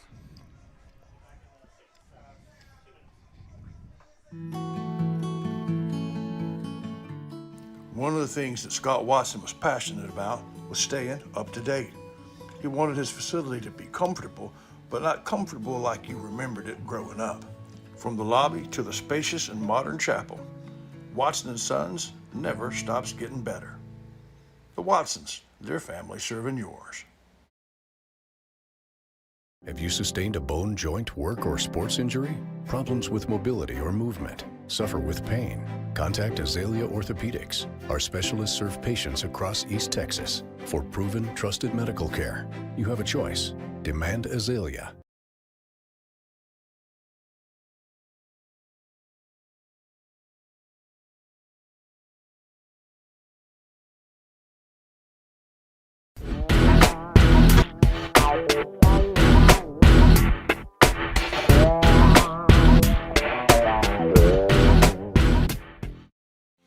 Serving our communities for over a century, Farmers State Bank continues to meet the financial needs of East and Central Texas. With roots that run deep, Farmers State Bank serves as a source of financial strength to meet the needs of our neighbors. From a comprehensive range of financial products to individual service, we remain dedicated to being a true community bank. Farmers State Bank, improving lives and fulfilling dreams.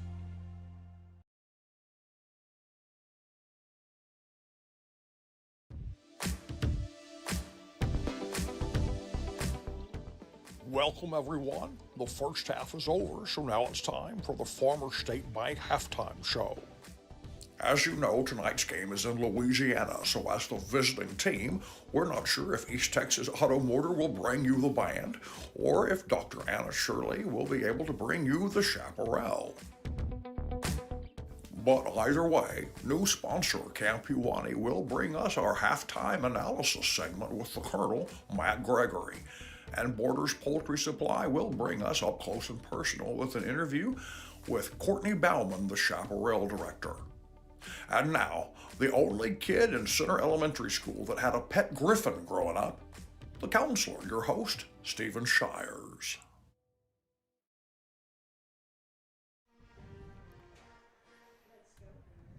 Everybody, welcome to the Farmer State Bank halftime show here live from North DeSoto here in Stonewall. It's time for us to pick our Dairy Queen play of the half. I think it has to be the Wolf touchdown, right? Yeah, it's the highlight so far.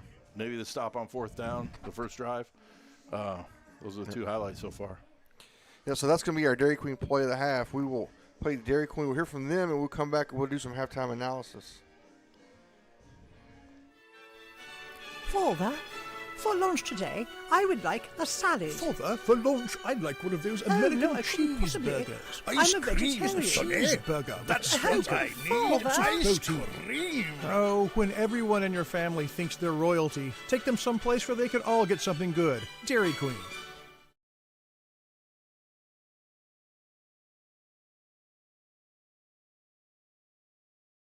Behold, the chicken fried steak sandwich. This particular chicken fried steak sandwich can only be found at Diamond Big Cafe in Center, Texas. And it pairs very well with seasoned fries and sweet tea. And if you're lucky, there'll be some of that Nana's banana pudding to go along with it. Get by Diamond Big Cafe in Center and see the wonderful folks and all the wonderful menu items for breakfast, lunch, and dinner.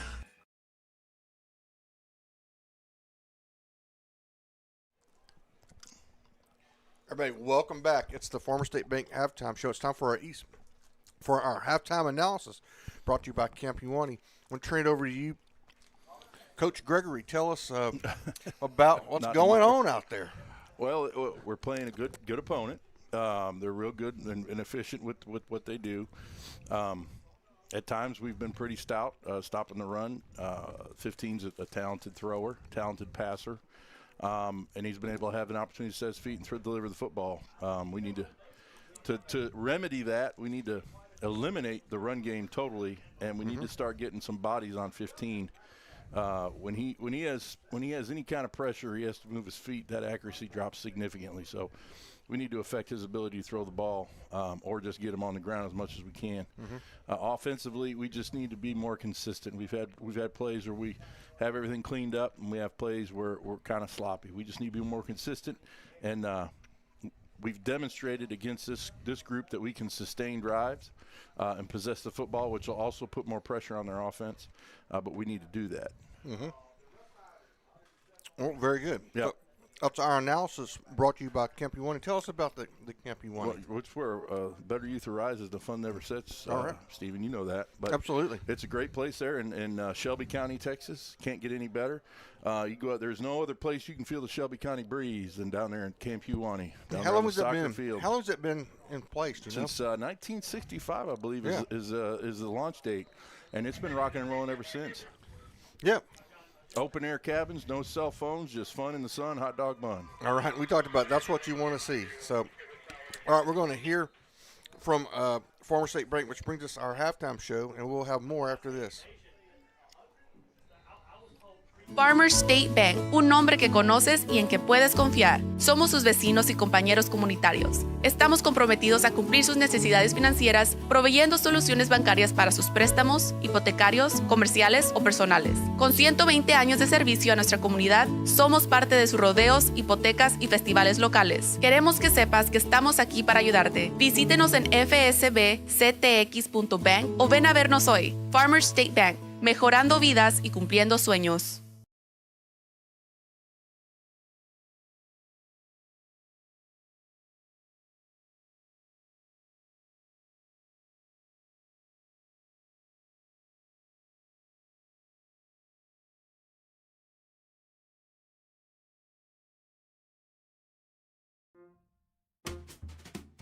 When it's broken, it's got to be fixed.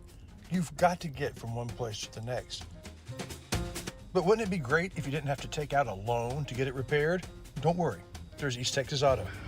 Here at East Texas Auto, you can be reassured that your vehicle will be well taken care of and serviced, as communication and transparency are our #1 drivers. Find them on Highway 96 North.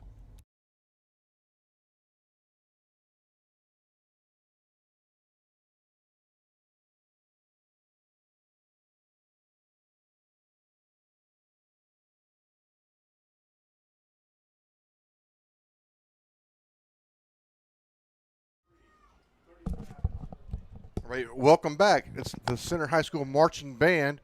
We're going to catch it from ground level here.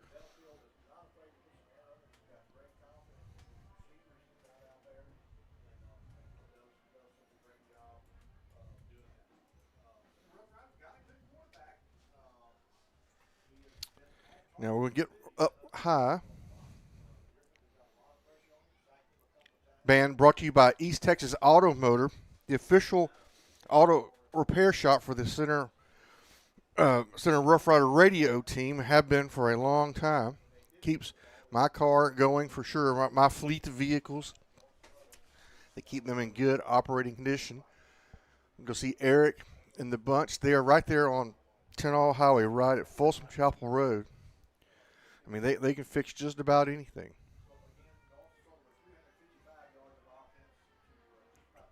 It's a Center High School marching band here.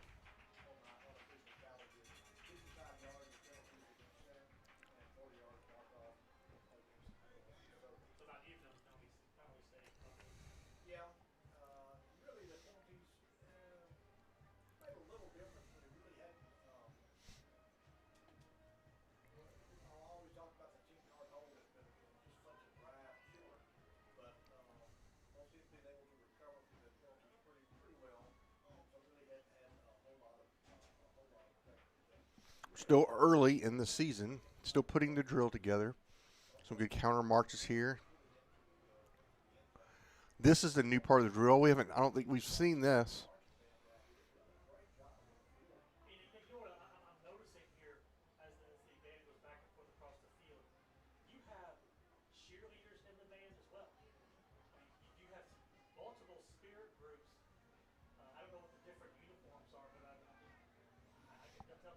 See that coming in a form. They'll come back into a block formation here.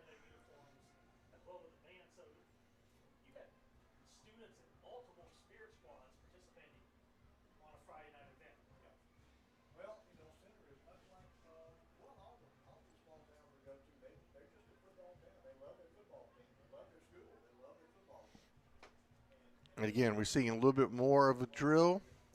The counter march there at the. Oh, they're going to spread out.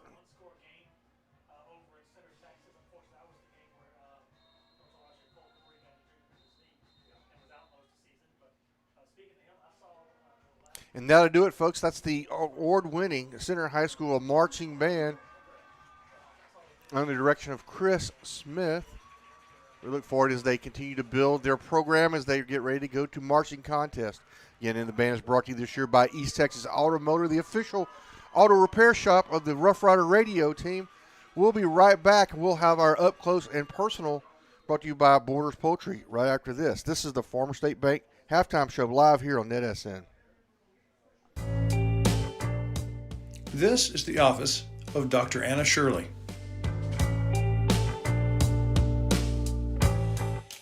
This is Dr. Anna Shirley.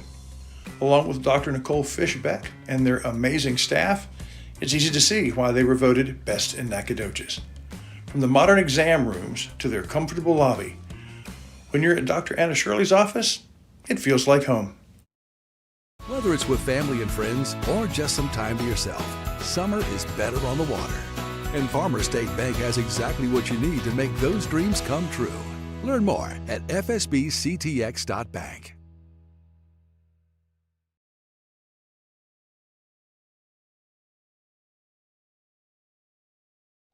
Everybody, welcome back. It's the Farmer State Bank halftime show. Now it's time for our up close and personal, which is brought to you every week by Borders Poultry Supply. Tonight, Chris Walton sits down with our Chaparral sponsor, Courtney Bauman.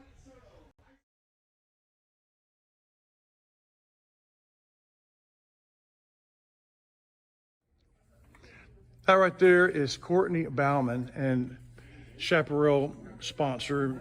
Is that what you call yourself, Chaparral sponsor? Yes, I call myself a Chaparral sponsor. Not Chaparral Kingpin or Queen or Supreme Commander? No, not in public. Okay. And you've been doing this now 5 or 6 years.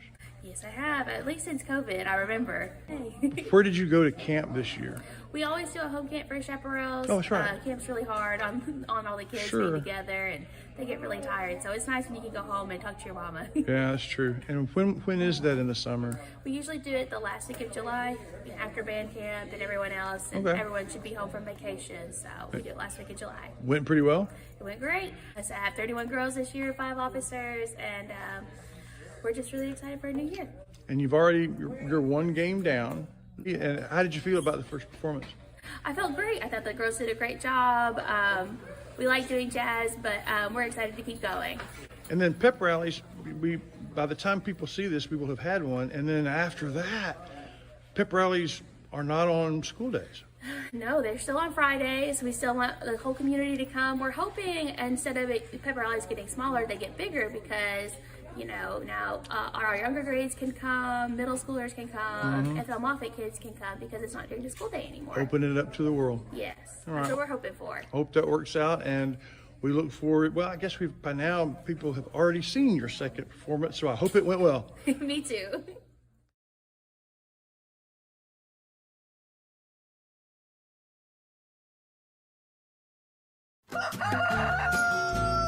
When you need supplies for your poultry farm, remember Borders Poultry Supply on Highway 87 South here in Center. The folks at Borders Poultry are ready to help you with parts for your brooders, chore time and rock cell feeders, and new drinker systems. Do you need a new incinerator? Are you ready for a new litter barn or compost shed? Do you need some updates on your poultry farm? Call 598-6297. Borders Poultry Supply, builders of quality poultry houses. Everybody, welcome back. It's the Farmer State Bank halftime show here live. We are in Stonewall, Texas, where North DeSoto is up 35-7 over the Rough Riders. Rough Riders will start with the football. One of the things that we did not get to in pregame, every Saturday morning, me and Larry Pierce meet with various linemen throughout the county for our breakfast with the linemen for our pancake breakfast. And this past week, we had two fellas. I wasn't there, but I called in. So here is that show.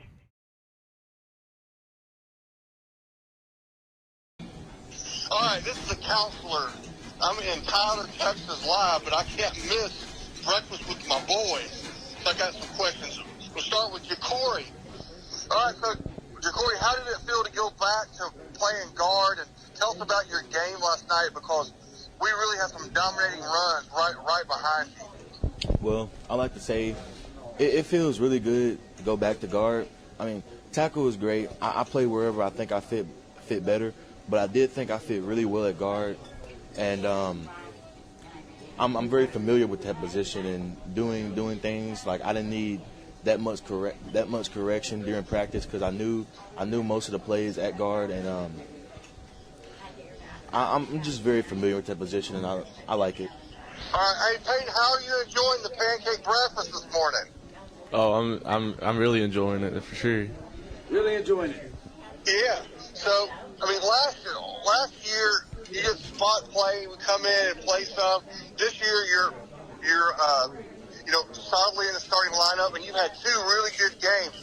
You were my nomination for pancake breakfast last week, but tell us about what it's like to transition to a full-time starter. Well, last year I had Coach Bally gave me a bunch of opportunity to get better and leading up to this point, and so I think from last year to this year, it's just been it's all I've worked for is to become a starter, and now that I have that chance to become a starter, I just trying to make it as natural as possible. I talked about this last night. Jacory, did you get to see when big number 35 fielded the onside kick and turned it upfield like he was fixing to try to take it to the house? What do you think about when your boys does that? Oh, that made me so happy seeing a big boy get the ball. Ooh, that just makes my gears grind.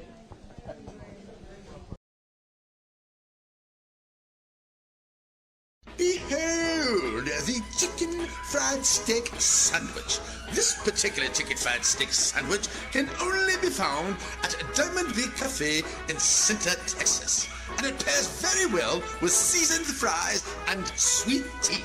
And if you're lucky, there'll be some of that Nana's banana pudding to go along with it.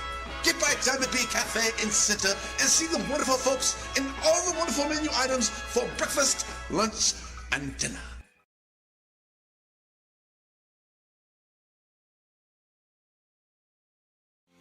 Serving our communities for over a century, Farmers State Bank continues to meet the financial needs of East and Central Texas. With roots that run deep, Farmers State Bank serves as a source of financial strength to meet the needs of our neighbors. From a comprehensive range of financial products to individual service, we remain dedicated to being a true community bank. Farmers State Bank, improving lives and fulfilling dreams.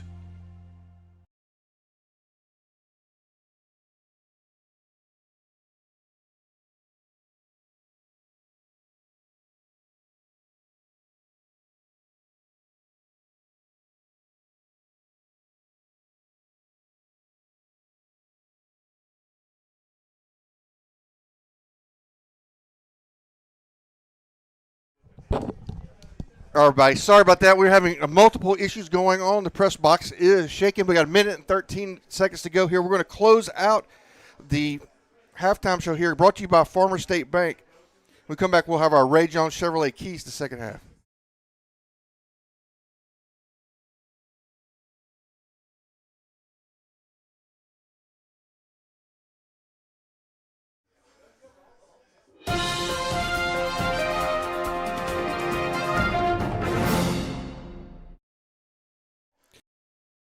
All right, so it's time for our second half keys to the game. Again, the Riders down 35-7. Pretty much everything's kind of gone wrong. The Riders start out great and get a fourth down stop in Griffin territory, but are unable to capitalize with an untimely penalty that puts them on the cusp of field goal range. They missed the field goal, and the Griffins have been able to hit 2 or 3 big passes, big touchdowns. We finally got that defended. Then we have a miscue on a punt, which is just very unusual for a special teams miscue. And then I think ultimately, though, the key to the second half is to not get these procedural penalties, which have just really killed multiple drives, something that we have avoided all year long. But the procedural penalties has oftentimes turned 2nd and 3 and a 2nd and 8, and then 2nd and 8 and a 2nd and 13. And you just can't do that against a team like the Griffins. So it's our Ray Jones serve. That's my key to the game. Chris Wallington has joined me back in the booth after just an absolutely crazy halftime here. My key is that we can't have these procedural penalties that put us behind the sticks. That's one of the keys, isn't it? Of course, another key is to figure out the solution to the deep pass that they were just running past us. And I of course didn't get to hear what the Colonel said. What were his keys? I mean, it's kind of the same thing. Yeah. I mean, his key is that he believes that if we can put some pressure, some physical pressure on the quarterback, that we can rattle him. Mm-hmm. That I mean, I'm not that. We certainly haven't rattled him very much yet. No, and in order to do that, we'll have to get pressure with our front 4 or front 3 or whoever's rushing. Won't be able to put much as far as bringing help because they're getting behind the folks we have already. So that's going to be a challenge as we look forward to the second half. And it's the Shelby Savings Bank kickoff coming up. And we will, again, this is the one good thing, we will get the football. Yeah. It would have been nice. We looked like we kind of put something together and got it to midfield, but weren't able to get it any further than that. And we get ready for the kickoff here. We did get our full halftime show, and we did hear from Courtney Bauman and our Borders Poultry up close and personal. They didn't get to dance, but we at least heard from them on the air. There's the kickoff, and like all night, it's been deep, and it goes through the end zone. So Rough Riders down 35-7 will get the ball. Now, the clock didn't run that time. Yeah. So I'm not sure if that's a rule thing or a clock thing. Yeah. In the first half, the clock ran from the time it hit the toe of the kicker, except for one time when it didn't. So I'm not sure about that. Well, once again, I said before, the Riders have to show, what they're made of, and we went down and scored a touchdown. Yeah. Well, once again, here we are in the second half. The Riders have an opportunity to show what they're made of. This is not a district game. No. And this is a very fine team that's in a system that's been around forever. Yeah. So we knew this was going to be tough. But see if we can win this half. Yeah, no, get back in it. Yeah. I mean, I still think we can win the football game, but we've got to get back in it. And there's the handoff, and I think he got his, he got 5 yards, and then they tackle him by the face mask. Wasn't intentional, wasn't ill-willed, but they grabbed his face mask, and that will get us the first down and just make sure that Bluford is all right. Yeah, that was number 99. They know they got to stop Bluford quick. And that time he stopped him a little bit illegally. Now, number 99 is Jonathan Perry. I believe there are a family of Perrys in Stonewall that contribute. Ain't he kin to the refrigerator? Maybe. Refrigerator wasn't from around here, was he? No, I don't think so. 39-yard line. Quick hitch pass over, and it's too short. That's too bad. That had some potential.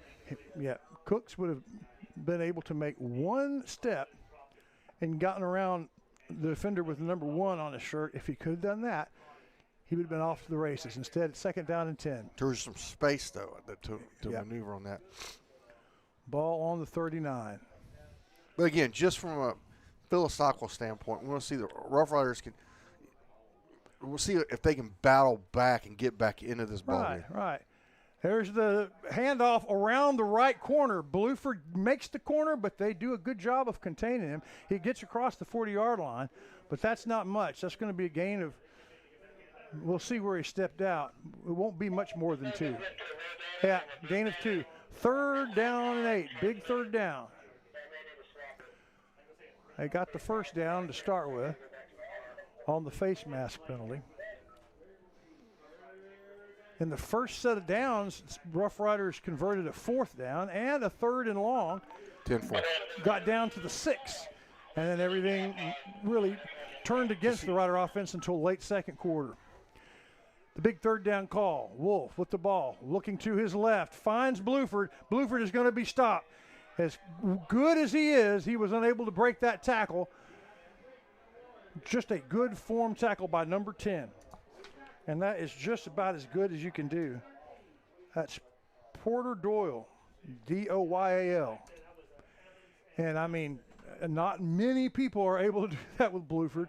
Make the stop one-on-one. And he couldn't either, but he held on until someone else would help finish him off. He was unable to break the tackle, lost 4 yards. 4th down and 12, and another punt. So didn't get that first score with the ball we were hoping for. Snap is slow to get there. He gets the kick off. Fair catch at the 31-yard line, and that'll do it as the Griffins. We can't. I mean, when they bring that jailbreak rush on the punt, I mean, you can't. I was worried about that because that ball took forever to get back there. Yes. Let's take a quick break. When we come back, we'll have the first possession by the Griffins right after this. Heard that. The team at McAdams Propane is committed to fueling generations of East Texans. And the work Billy Bob and Lisa McAdams started is growing under Josh's leadership. What began in Center has grown into Livingston and Marshall, Henderson and Carthage. For Propane. There we go, folks. First possession of the half by the Griffins. Luke Delafield, the quarterback, hands off, right up the middle. Has a little bit of room, gets about 7 yards right up the middle. Big number 5 has been their workhorse most of the game. That's Thomas, Kenny Thomas. 6-yard gain, 2nd down and 4. They're already there. Another handoff to Thomas on the other side of the center. They push the Rough Rider line back, get just across the 1st down. That's 1st down to the 44-yard line, and they'll move the chains. And that's the way they've done it. Run, run, run, and then pass it deep. Rough Riders with 3 men back deep. They run around the end this time, and that was a weird-looking play. Weird-looking play. Containment held by Atkinson. And his tackle for a loss, 2nd down and 11. Good play by 21. 9:44 to go. Delafield with Thomas in the backfield. His big tight end moves to wing back. The throw right across, wide open in the seam, got him. Across the 40 to the 35 tackle as soon as he catches the ball at the 32 by the Rough Rider defender. That's number 6. That's Amarian Glenn, the senior, but just another perfectly thrown pass. The receiver in stride. Handoff to Thomas. He gets across about 4 yards before he's brought down in the interior. Check that. That is Lattin, the second running back, who looked awfully good. We'll call him 2 yards on it. They give it to him again. Same place, hit him in the backfield, taken down quickly by number 29 for the Rough Riders. Sorry, I think that might have been 23. I'm not sure who that was. Was that If it's Torres? 29, it's not on our list. So I think that was Torres. That's who we're going to call it. On the big 3rd down, the screen pass. Oh, man, waiting for him out in the open field is number 4, Gage Vadrine, and he looks at him and says something, and they're going to get the penalty. I thought he'd done a good job of not reacting, Yeah. and then must have said something. Must have been verbal, which is just awfully difficult to stomach because he had perfect position. He made the perfect play and then got up and looked at him and said something, which you're down by 28. You're just down by 28. Nothing that you do right now deserves commentary from you, ever, when you're down like that. Take care of business, get back in the game. He did everything except for keep his mouth shut. So it will be first down in the red zone for the Rough Riders. For the Griffins, Sorry, unfortunately. for the Griffins, yeah, and for the Rough Rider defense. That was looking at a fourth down play, but now it's first down and even worse, first down and 10, ball on about the 12. They can get a first down without scoring.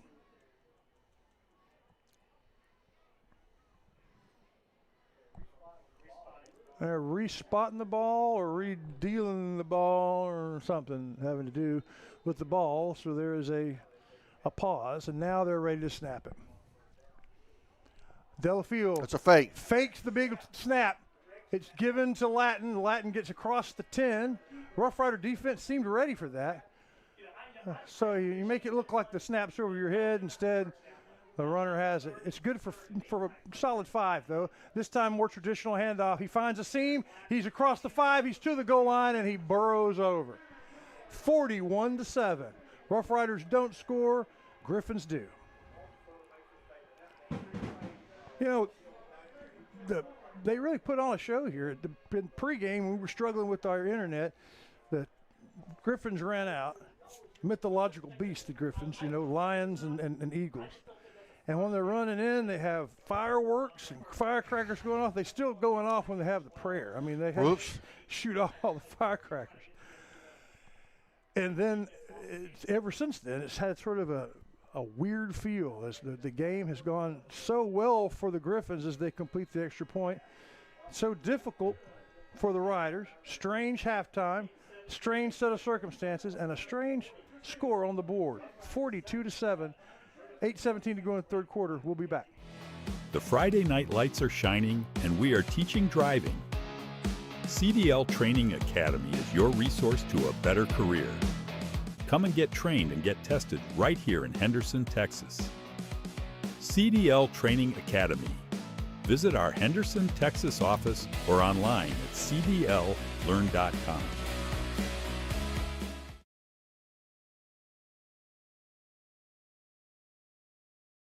Everybody, welcome back. It's time for yet another Shelby Savings Bank kickoff. Again, not one that we like, as it's the Griffins doing the kicking. Don't much like it. Don't much like it. And the Griffins have looked good in all phases. Their kicking game's just been great. Special teams been wonderful. They haven't had to do much on special teams when they're kicking because all of the balls go into the end zone. That one does as well, or Rough Riders will take over. This is game 4 of the Sabine River Showdown. I remember the first one. It's the only time I ever got to pilot the blimp. I didn't really pilot it. I was riding in it. Someone else was driving it. And I got to watch you guys the only time I've ever seen a live stream while it was happening. Yep. And I remember it was 28-0. The Griffins were up before the first quarter was more than 4 minutes old. Right. There's a series of bad things occurred for the Riders, but then we righted the ship. Yeah, the Riders would end up scoring 49 points that game and losing by, that same 4 touchdowns. They just, after that, they traded scores. And then the second game was here 2 years ago, and it was very close. Came down to the last series. Here's the first down. Handoff. It's Bluford. He makes people miss. He gets to the 30. He lowers his shoulder, and now 6 different Griffins stop him. So it's going to be a good gain of about, they're going to mark it 6. Second down and 4. That game went down to the wire when we were here before. Then last year, the Riders finally win one. They finally get one. So it was 2-1 coming into the night. But this is easily the most lopsided of the games. The last 2 were close, very hotly contested games. This one, not so much so far. There's the snap on third down. Quick pass outside. Hey, Cooks gets it, makes a move. He's across midfield. Best offensive play, one of the 2 best offensive plays of the game. And that's what a hitch pass is supposed to look like. Get it out there, let your guy make a move. Found it. That is a Ray Jones Chevrolet first down, one badly needed for this Rough Rider team. Like Shires was saying, in the second half, you just want to compete. It'd be great to win the second half. Can you score more than they can this half? Already down by 1. And here is the snap. And here is the move to cross the 40-yard line. 4-yard gain for the ball carrier. And it looks like there's going to be there's a cramp from one of our players on the field.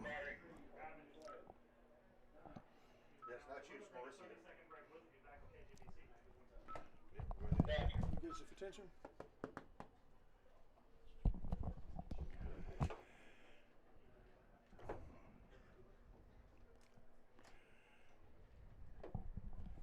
Can we go to break?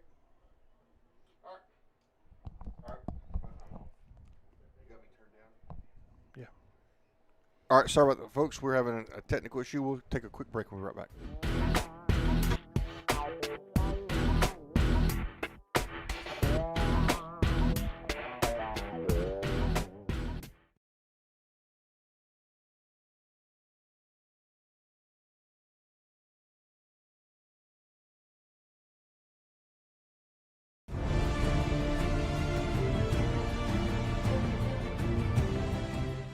You're watching Game 3 of the Rough Rider season, live from Griffin Stadium in North DeSoto.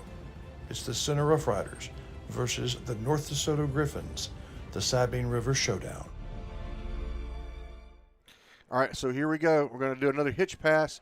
We're going to get a good block, and we're going to have another big run here. That's going to be enough for our first down. How about that for a fine individual effort? Number 18, not a number that we call all that often. Holloway, Jackson Holloway.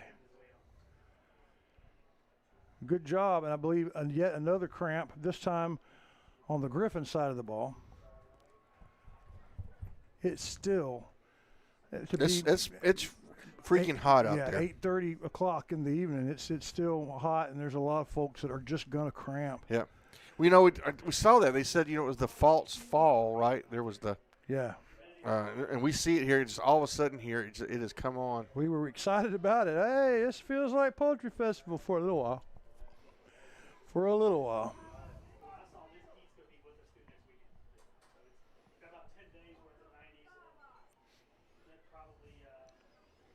It's number 10 for the Griffins, who's played a good game. Yeah. Porter Doyle.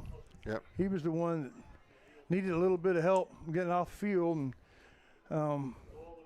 the play before Rough Rider dealt with cramps. Boy, it's just hard to stay hydrated. Hard to get hydrated enough. All right, looks like we got our primary camera back up. Well, we did for a half a second. Now it's gone back away. Yeah, okay, I'll be your secondary. Low snap, handoff to Villegas, but he manages to find his way back to his left and find some room, and he takes a potentially terrible play and makes something out of it. He gets 5, half of the trip to the first down marker. That Ray Jones first down, 2 of them on this drive. And that run gets him right to the edge of the State Farm red zone. Thank you, Chris Mayfield. Here's the snap. Over to his left, high pass on the hitch. It's a incomplete pass, and I'm glad it was. I think we probably would have lost yardage. The ball was just a little bit too high. So 3rd down and 5 with the Rough Rider ball on the 20. Got to get to the 15. Given where we are, this is 4-down territory. Looking not so much to win the game, but to compete in the game. And so here we go. The snap, looking to his left. Puts up the big pass down in the corner, and it's too much, way over the head of the receiver. 4th down and 5 now. That's what we're looking like. There's going to be a water break, I think, here. That's a good thing. In Louisiana, at the middle of every quarter, a mandatory water break, and boy, it's needed. As 2 people have cramped on this drive. We'll take a break, try and get our cameras reorchestrated here from North DeSoto. Hey, y'all got a dirty truck. Well, then take it to Joe's Car Spa for a spa day. At Joe's, they make 'em shine. And they're standing by to work with the community. They was elected best of Shelby County this year, and it's called Joe's, but it probably ought to be called Reed since Reed Grant owns it. So, Billy Don, when it's time for your car or truck to have a spa day, where do you take it? I don't know where. Batters Law Firm is your first choice in personal injury law. Jeff Batters and his staff lead the way in the area with best of Nacogdoches and best of Lufkin votes over the last several years. If your case matters, it's got to be Batters.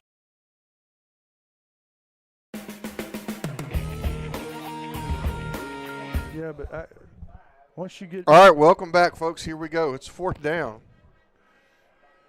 Everything rides on this play. They hand it off to Bluford. That's always a good choice. He gets a hole right up the middle, gets the first down, lowers his head way into the Chris Mayfield red zone, and it's a Ray Jones first down and goal. Inside the 10, we'll see where they mark it. Good play, well blocked by that offensive line. First down and goal, ball on about the 7. And they hand it to him again. He makes a move to the right, cuts to the left. Every Griffin on the team has him in their grips. He falls forward, going to be about 4 yards. Second and goal, about the 2, it looks like.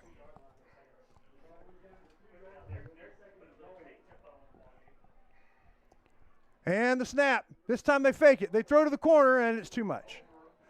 That's too much. And it was over here for those of you that it's all I've got. You wouldn't have been able to see the shot on my secondary camera, but that's going to bring up 3rd down and goal. And the ball is on the 2. 2 shots to kind of power it in. Clock stopped after that incomplete pass here on 3rd down. 42-7. The Griffins have outplayed the Rough Riders. And it's really been Griffins. There's the snap. Bluford with the ball. He lowers it. He's across the goal line. Just good offensive line play. Second score for the Rough Riders tonight with 5:08 to go. And the Purple People Eaters running the distance. Are they going the distance? I think so. Now, sorry about this with the camera. I think just going to go for 2. I mean, go for 1. Go for the extra point. I'll be able to show you the kick, but I won't be able to show you its trajectory. But it's up, and they tap it. It's touched at the line and goes wide. So yet another good play on special teams by the Griffins. 42-13, 5:08 to go. All right, there'll be a Shelby Savings Bank kickoff, and the Rough Riders are going to kick it when we come back. Shelby Savings Bank has come a long way since it was established in 1982, and the good folks that work at Shelby Savings Bank really enjoy doing things in the community and for the community. And they would like to encourage everyone to please shop local. For all your banking needs, please visit these wonderful Shelby Savings Bank locations, with 2 locations in Center, locations in St. Augustine, Palestine, and Lindale.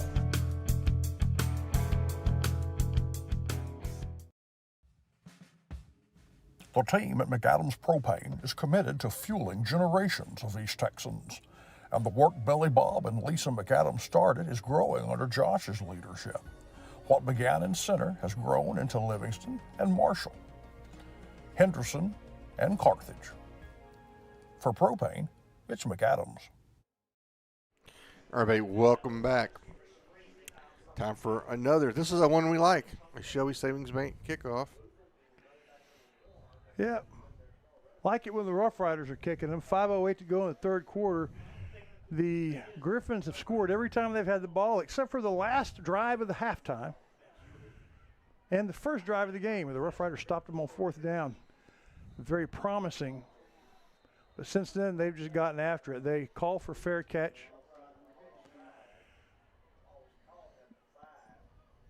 They're going to call offsides on the Rough Riders. Oh, okay. Well, I lost track of about 11 or 12 in the first half, but Shires, a vast majority of our penalties have been encroachment type penalties, right before the snap, trying to get snapped. We've had one unsportsmanlike conduct and a couple of holds, but everything else has been stop moving before the ball is snapped. Unusual, because I don't know that we've had more than one or two of those all season. We haven't. We've. And there's the next kick, and it's a corkscrew, hard to handle, and it's muffed. Picked up at the 11, and there's Vadrine, misses the tackle, and now there is a good return all the way to about the 40-yard line, marked at the 41. Goodness gracious. Yeah, everything is not working for us. Outkicked his coverage, I guess. It was a hard one to field. They actually muffed it, but they muffed it forward and was able to pick it up on the run. They'll start the possession at the 41-yard line.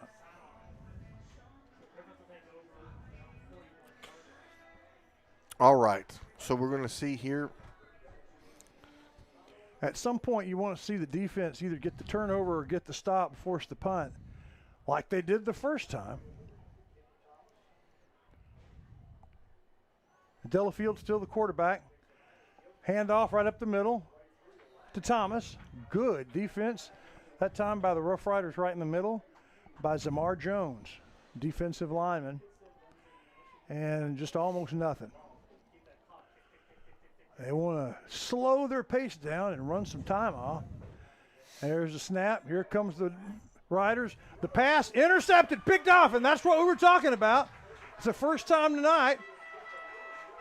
Able to step in front of a pass, well covered, well planned. Kason Greer, the sophomore, defensive back on the interception. Well done, something to celebrate for the Rough Riders. Turnover here in the mid-third quarter. All right, so let's see what we can do with that. Yeah. Would be very nice if the Rough Riders could make that play, go in the other distance. We see here just Mott down. We got the Purple People. I won't say this Purple People Eaters, but they're not the Purple People Eaters. They're just the Purple People, right? Yeah, the Purple People. All right. It's just hard not to say Eater after that, but it's just the Purple People. Thanks to Justin Mott down on the sideline, getting some shots. So here we go. Riders take over here. Snap, hand to Bluford, hit immediately. Two different. They have really been keying on Bluford. Yeah, it's been hard for him to get moving. If he's been able to get past the line of scrimmage, he's been able to do some damage. But that's been the challenge. That quarterback option, where Wolf needs to pull it, let him jump on Bluford and then him squirt through. He's done it twice, once for no gain and once for a 40-yard touchdown. Low snap, and it's just fallen on by Bluford. And so we'll move backwards and waste that play. My goodness. The second time that the snap has been an issue. I don't know that the snap was really the issue on the fumbled punt. I think that may have been the punter just missing it. I thought that was a pretty good snap. But there was a second snap that the punter made a great play to keep it from being blocked. It was just too slow, and then that. There's a long snap there, and that's maybe a different person. Yeah, that's our center, who's just one of the best players on the team. Just rolled a couple back. It just happens every now and then. And now looking back some time, pressure here at the end, throws it back against the grain. Good play. Finds Bluford, keeps his feet, breaks at the 40. Oh, first down! What an effort! Ray Jones first down. And that was, you want to say all Bluford after the catch, but a lot of that was Wolf before the catch. Really well done. And a flag down at the 35. Oh, you've got to be kidding me. Flag down. There's also a could be a defensive, could be a lineman down the field with it being such a late. And you see in the bottom of your screen, Coach Brown talking to the side judge, trying to get the story.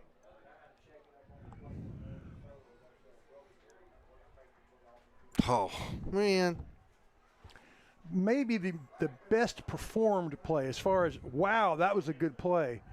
And it's going to go back because of holding. But it took so long to get the ball out of his hands.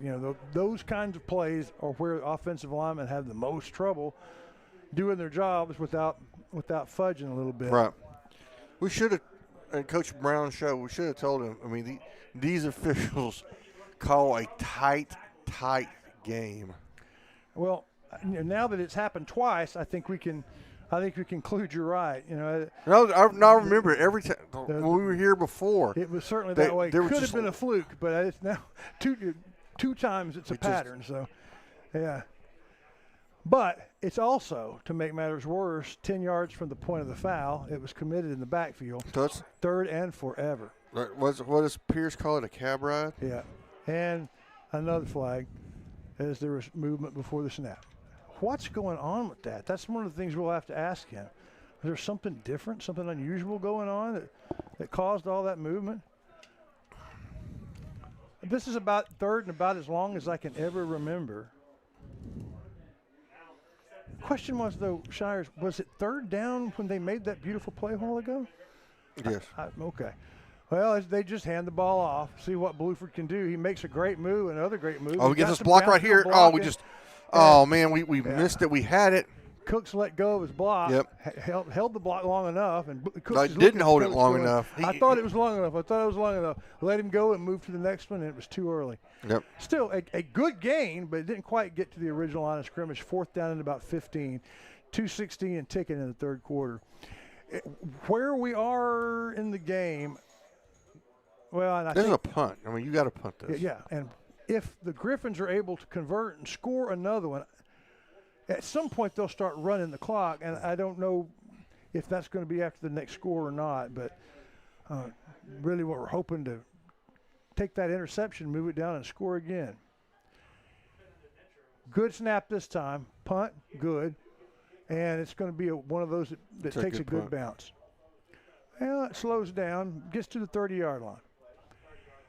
With $1:40 to go, that's where the Griffins will take over with 70 yards to go between them and their 48th point. We'll be right back. The Friday night lights are shining, and we are teaching driving. CDL Training Academy is your resource to a better career. Come and get trained and get tested right here in Henderson, Texas. CDL Training Academy. Visit our Henderson, Texas office or online at cdllearn.com. All right, here we go. Griffins again on the ball with 1:40 to go here. Snap, handoff. Don't know which back that is, but the Rough Riders do. They chase him down with about 1, maybe 2-yard gain. Good interior defense. Shires, I think the Rough Rider defense has been pretty solid against the run. Yeah, they've had a few plays, but the damage is coming through the air for sure. Second down and 8. Delafield, the excellent quarterback, who's thrown the ball so accurately, mid-range and deep passes. And the handoff. Oh, nice. Well done, good, well blocked, but the defense catches up. Down at the bottom of that pile is number 31, Jose Marquez, and other Rough Rider help. Third down and 4. Got to get to the 40-yard line. Ball is almost to the 36. In the shotgun. Rough Riders move towards it. Yeah, try to draw them off sides. Why not? Didn't work that time. Rough Riders coming forward, and they get past the defensive line into the secondary, exactly what they wanted to do. Rough Riders gambled on that, and that 3-3 stack missed the tackle. Good for the first down at the 45-yard line, and they're already lined up. They may not snap it, but they want to line up, and they decide to not. So, interesting play. Once they stopped the clock, I was looking, and it was possible for the game clock and the play clock to be such that they wouldn't have to run another play, but I think they're going to have to. No. Or are they not? I mean, there's plenty of time the clock operator stopped the clock for some unknown reason. Yeah, okay. This would do it. So they're just letting it run off. It was a clock error, and they let it run off. So, okay, there you go. That's the end of the third quarter with the Rough Riders certainly playing uphill in the second half. We'll be back here in North DeSoto for the fourth quarter after this. You know that Ace Hardware of East Texas is all the hardware you need, but there's a lot of other things they have too. Fun things for your camping trips. Fun things to wear when you go outside. For the 4th of July barbecue, to the house warming in the fall, to your Christmas shopping and clothes for all year long, it's Ace Hardware, the helpful place of East Texas. People come to Covington Lumber Building and Supply because they have home construction projects, and one of those, plumbing projects. Covington's got you covered. They have the showers and the tubs to get you started, and they have all the different fixtures and lots of different choices to round out the project. Then they have the tools that you need to make the things happen. It's all yours at Covington Lumber. What's that old State Farm slogan, like a good neighbor, State Farm is there? Well, that could not be a better description than Chris Mayfield of Mayfield State Farm. Since he came to town close to 20 years ago now, he has been the quintessential. All right, so we're going to run the football and make a nice – ooh. Boy, a hard tackle after. I wonder who was going to get up from the bottom of that. Yeah, that sure looked like an Atkinson tackle, didn't it? Thomas gets 4 yards. But that was he earned them. He said, Coach, I think I want to go take a break. And so Latin, number 8, comes in to take his place.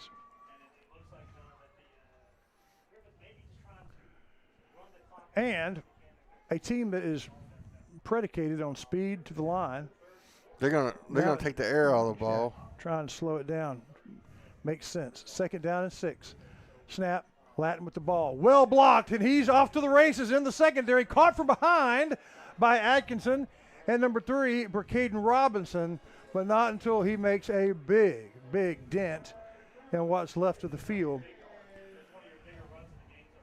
Yeah, that's one of the – I just heard the radio team next to us say one of the biggest runs of the game so far. It might be the biggest against the Rough Riders. Well done, down across the 30-yard line. Ball on the 29 here in the last quarter of the game.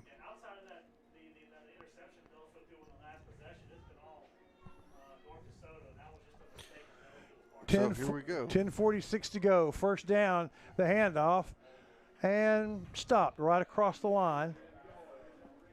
What's he going to get, 3 on that? Anthony Torres stops him after, well, let's see, no gain at all, I don't think. From this angle, hard to tell. I think they're going to show maybe a foot gain. We'll go ahead and say 2nd and 10. Got to get across the 20, just into the red zone, the State Farm, Chris Mayfield State Farm red zone, for the Ray Jones first down.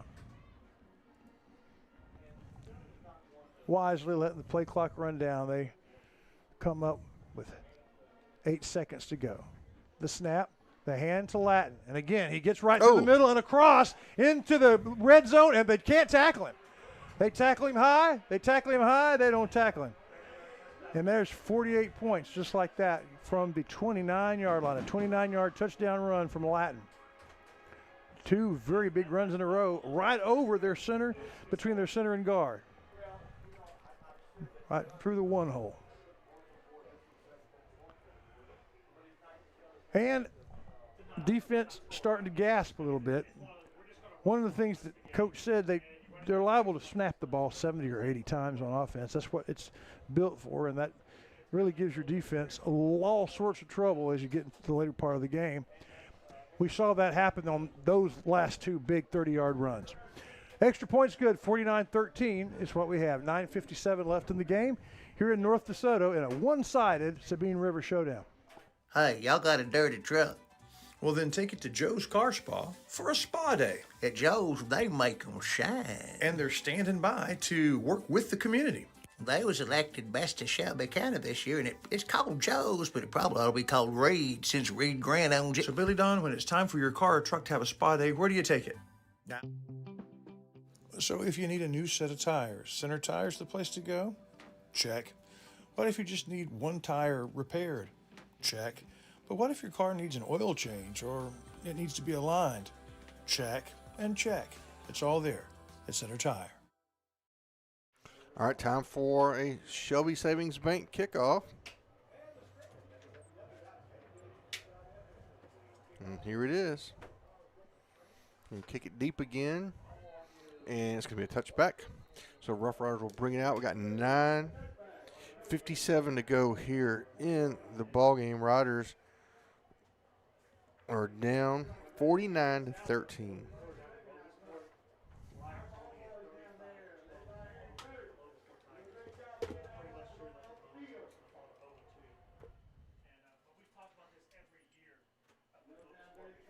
We were talking to Coach before the game on Tuesday about the rule differences. I thought that, UIL rules were kind of the standard. In Louisiana, these rules were backwards. That's not it at all. It turns out that UIL rules in Texas and in California, whatever their governing body is. And Florida. The big three are aligned with the NCAA. Almost every other state is the NFHS, the National Federation of High Schools, the network that we do playoffs through, their rules. So really, most of the states go by these rules. Handoff up the middle. And they've really limited the differences. When we came here 2 years ago, there were a lot of differences. Yeah, so some of those rules have changed. Villegas with the Villegas. Say it, Villegas. Villegas. I'll get it here in a second. I'm trying to get my business in order here. What was second and what? Second and three. A long three. 9:26 to go. Hand off again. Now he has nowhere to go. He makes the cut, and I think he's going to get about a yard out of what was just not very promising at all. And it'll bring up third and about a big 2. They're going to call it 3rd down and 3 in Louisiana, but we'll call it 3rd down and 2. I like to go when I announce the band and on away games. I usually give a different name than my own. Yeah, who'd you give this? Tonight I was Tex Shelby. I kind of like that. Yes. That may be my new handle. Here's the snap. There's the hand, and goes around the left-hand side. They grab his feet. I don't think he's going to get it. I'm not sure he's going to get any at all. So 4th down and. They probably have to go for this. 4th and 2. Might as well. We're going to say 2, maybe 3. Yeah, whatever it was before that play, it's about the same, and it looks like they're bringing in the punting unit. And I imagine, I don't know what the clock running rules are, but I think it's kind of a moving scale. Once you get to the 4th quarter, a certain distance between scores means you run the clock. I would kind of expect to see the clock run now, unless the Rough Riders can score again. So here we go. There's the snap's a good one, and the kick is a good one. And there's nobody back to receive it, so it'll just roll as long as it wants to. Because we got to get a better snap than that. That I don't know who's snapping, but it's got to get back there with a little more velocity. Yeah. Because otherwise, that's just a recipe for disaster. It rolls till gravity gets it at the 22-yard line, and that's where the Griffins will start their run game again. The Bulldogs tonight over in Carthage were playing a Texarkana school, but not the number 2 team, Pleasant Grove. Instead, they were playing the Liberty Ilo team. They were picked to win by 1 million. I think there was no line on it. Yeah. And then Dangerfield, who we play next week, played Pleasant Grove last night, lost 49-7. Here's the handoff. It looked like they had him stopped, but the running back, new to the game, number 31, really makes a good move, keeps his feet, and gets a lot of yards. Kerry Hunter, the junior, number 31, gets 8 yards where there was really nothing to gain. And Athens going just down the road to play Palestine. That's a rivalry. Palestine's a little down, so Athens was the big favorite, but Athens lost last week, moved down in the rankings. Rough Riders moved up in the rankings into the top 20, number 17 coming into tonight. Well, what's going to happen after this game? I'm not sure. We'll talk about it here. This normally has no effect. Right. There's the snap. It's Hunter again, and he's brought down from behind by number 23. Good defense by Torres. You're right. There was no way. It's apples and oranges, so the ranking systems don't mesh. So if we'd won 49-13 against a team this good, I don't think we'd rise in the polls. And since this is a losing effort, I'm not sure that we'll go down much at all. We'll see.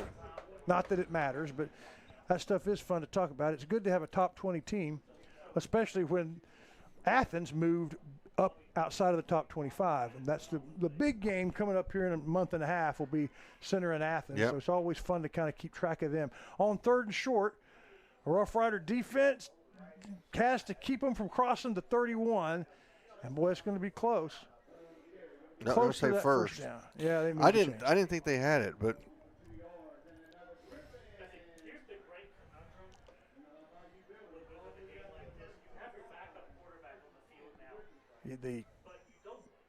So the backup offensive people are on the field for the Griffins, which you like to see if you are the home team.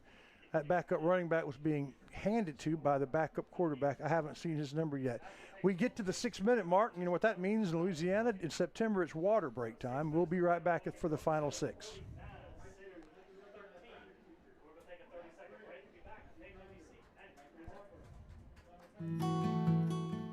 Part of Watson and Sons Funeral Home is Oak Lawn Memorial Park Perpetual Care Cemetery. A beautifully cared for facility, far enough away from town to feel private, but not too far away. Watson and Sons, their family taking care of yours. So if you need a new set of tires, Center Tire's the place to go? Check. What if you just need one tire repaired? Check. But what if your car needs an oil change or it needs to be aligned? Check and check. It's all there at Center Tire.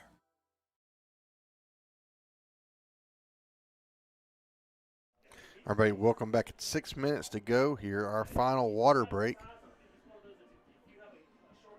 of the game. So we'll see what happens here. Going to head up the middle. Catch him at the 35-yard line, about 4 yards into it. I'm just now getting hey, that big number 14, who is the tight end, is Miller Warren. I like those kind of names. For the first name and the last name, you can just exchange them. Warren Miller works too. Yep. Miller Warren has played a good game at tight end. I think he's their second quarterback. I think he's the one taking the snap now with the second team. Yeah, it looks that way. Yeah. Miller Warren, big quarterback, hands it off to his little tailback, and boy, the Rough Riders are all over that. They're going to give him no gain. First one there, no surprise, Atkinson. Coming up in the Aurora Concepts postgame show, we need to name a player of the game, which for the Riders tonight will be a little bit difficult to do. And I don't know that we will talk to them on the field. We'll see. Most likely not. We will talk to our coach, though, to get his feelings on what we were looking at tonight. And you'll want to stay tuned for that. See what he's thinking as he gets ready for homecoming next week. So you want to stay tuned for the Aurora Concepts post-game show. So third and a bunch here. Third down. We'll see if Warren's going to throw the football. No, they're going to hand it off. Oh, we're outside. Oh, they find a hole, but it stopped before he gets to the first down. He's going to be short. Yeah, he's going to be about 3 yards short. Gets a good gain over on that right side. Well, they mark it to the 40, so it's 4th down and 2. I thought that they would be short of the 40. So I mean, I think you go for it if I for were them. I'd go for it. Doesn't hurt anything. Of course, the Riders would love to grab it and try and get into the 20s on the scoreboard, but letting the clock tick down. Yeah, of course, then you let the clock tick down and nothing, call a timeout, and then do what you're going to do. Yeah, right. Or if you're going to punt it, you take the penalty, I guess. But they do call a timeout. They're going to discuss what they want to do, and we're going to discuss some things with our sponsors. We'll be right back. Who are we short on? Oh, down.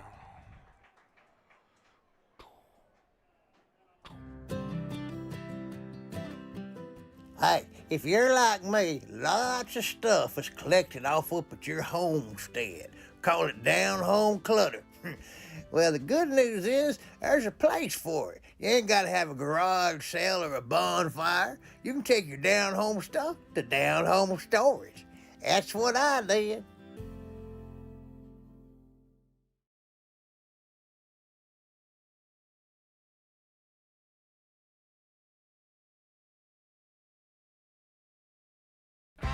What's that old State Farm slogan, like a good neighbor, State Farm is there?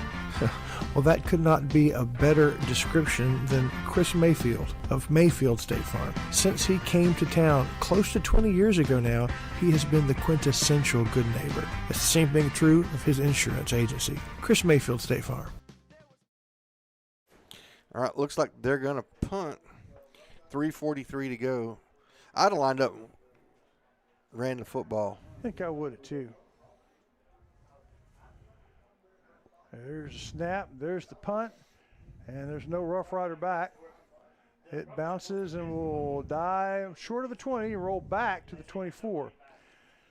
We say thank you to JBI Insurance. Joe Bill Matire has been a backer of the Rough Riders since, gosh, his kids were playing football in the 80s, and been a friend of this broadcast ever since, well, ever since we started doing live streams. Thank you, Joe Bill, for your work with our poultry farmers, with folks that need insurance for their mobile homes, and for the big boy toys. It's JBI Insurance. Also, thank you to Elm Square, to Shell Mooney at Mooney's Emporium for the extremely fun gifts that you get when you go in.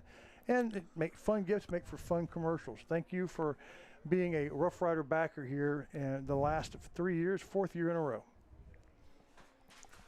Well, the Rough Riders have one more chance, at least, to make something positive happen. Have a stack of 2 on each side of receivers. And Wolf's going to take the ball and run to his right, try to get around. They string him out. He gets some yards, gets out of bounds. But it wasn't the big play they were hoping for. You notice, what is on our helmets? I don't know, 936. On one, is it 936 on one side, and is there a Rough Rider on the other? Yeah, Texas. Yeah, it's a Rough Rider. On the 936, that's our area code. Yes. But I wonder if that's what it is. I would assume that means our area code. That means something else. Clock stop, handoff right up the middle, and it is number 22, and he's in the open field, and he is being chased. He's at the 30. He's at the 20, and he's pulling away. That's going to be a touchdown if there are no flags, and I don't see. Touchdown, Rough Riders! About 86 yards. How about that for Villegas? I think it's Villegas. I'm trying to remember what he said. We were corrected, and then we can't remember. But that was a fine run and well blocked by the line. Yep. I don't think he was touched. We're short a guy. Let's see if we let him get out there. There we go. And he got lined up. And the snap. Wolf holds. And the extra point's good. So 49-20, Rough Riders score their third touchdown with 3:25. It was a drive that took 9 seconds on the clock. Well done for the offense. We'll be right back.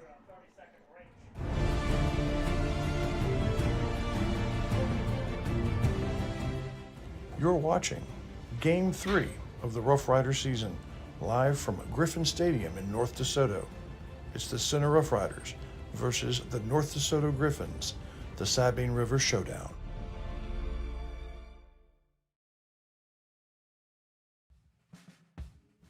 The team at McAdams Propane is committed to fueling generations of East Texans, and the work Billy Bob and Lisa McAdams started is growing under Josh's leadership.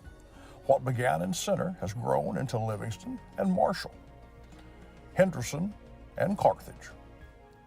For propane, it's McAdams. All right, welcome back, folks. It is another Shelby Savings Bank kickoff. One that we like is it's the Rough Riders kicking off. They're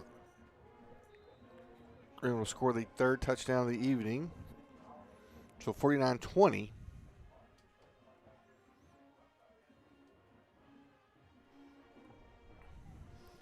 And there's the Shelby Savings Bank kickoff. Well, that's the best kick of the night. Just rocketed it out.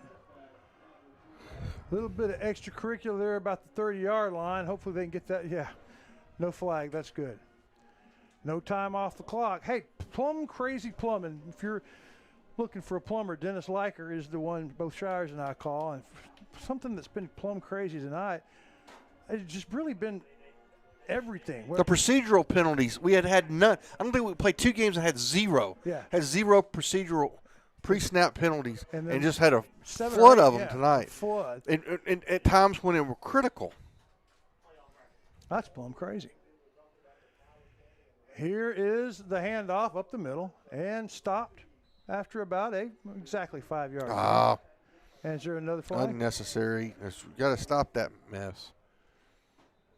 Good to play with emotion while the play's going on.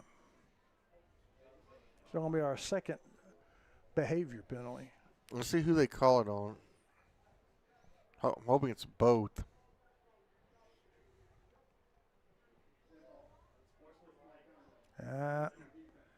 It's going to be Nope, on the defense. just them. Yeah. Just us. So another first down for the Griffins the easy way. Yeah, the penalties, and not because the refs have called a weird game, just the procedure penalty's been plumb crazy. Right.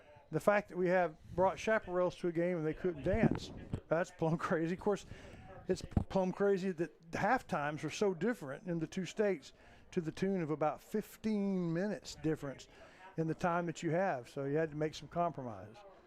And the fact that we're down 49-20 after winning big the games before. The snap, crowded in the middle of the line, lots of a scrum. Players on both sides of the ball that are not normally starters, but Atkinson's still in there, and he's in on the stop. Right in the middle of that scrum. And 2:41 and ticking. Like I said, I'm going to go down and grab an interview with the coach, and right. we got something to smile about in the post game, which, not as easy to do when the outcome's been like this. And our pancake blocker and our Center Motor Company player of the game, a lot of decisions to make. Right. We sometimes we don't know who the pancake blocker is going to be until about 2 in the morning. Yes, right. Oh, the nice block there. They're going to be short, so it's going to bring up 3rd down and probably about 3. Zacchaeus Villegas on the stop. Yep, got 3rd down and 3. We'll give you our version of the pancake blocker, but the actual true pancake blocker, why do you say about 2 in the morning? That's when Coach Ballinger and I discuss it. Yeah, that's we address it in the post game, but it's chosen after the broadcast. I can tell you, I'm looking at Acuna for that big. He made a big block. It was a hold. I think that that play stood. The one that sprung the big run? The one that sprung a big gain. 3rd down, 1:30 to go in the game. The snap to the new quarterback, the handoff up the middle. He's touched, he's hit, he's knocked backwards. He doesn't make the 1st down. It'll be 4th down and 1. They had it blocked up pretty well, but then the Riders closed it down. So it's 4th and a long one. Yeah, they got to get to, it looks like exactly, maybe an inch or two past the 50. The ball is right at the 49. And they won't snap this until about 40 seconds to go in the game. So if the Rough Riders do stop them, the offense will take the field. If we don't stop them, I'm going to say so long to you and head on down for the so postgame. long, farewell, and all that. A Vader saying good night. That's right. The 4th Trying down to draw us off. And 1. Warren, handoff. Was a play. Is a timeout called by somebody? Well, I'm not sure who that is. Well, before we go, let me say thank you to the Forge, Danbert Column, and all the folks that work out at the Forge know that you get stronger when you go to the square. Danbert Column will help you as well. He can guide you as your own personal, what do you call that, personal trainer. Yes. He's very good at that, has been for years. That's the Forge on the square. They back the Riders.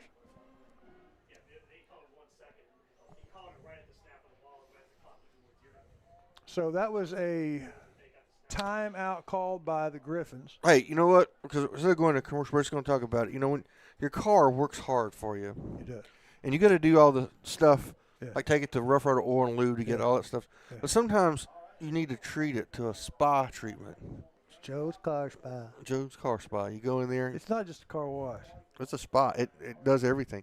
They're going to run it, and they're going to get the first. And it's a huge hit, but not until he got the first down. And so that's going to be the end of the main part of the game. I'm going to tell you farewell. I'll see you down there for the post game. Sounds good. All right, so that's going to be it. They're not going to have to run another play, so you're going to have to hurry. Are going to be defeated by the score of 49-20. And the thing where the Griffins are able to have some success in the air in the first half to put some distance between us, and then in the second half, Riders can't quite climb back in it, but they are able to put 20 points on the board with a final score of 49-20. We're going to take a quick break. When we come back, it'll be our Aurora Concepts post-game show live here on NETSN.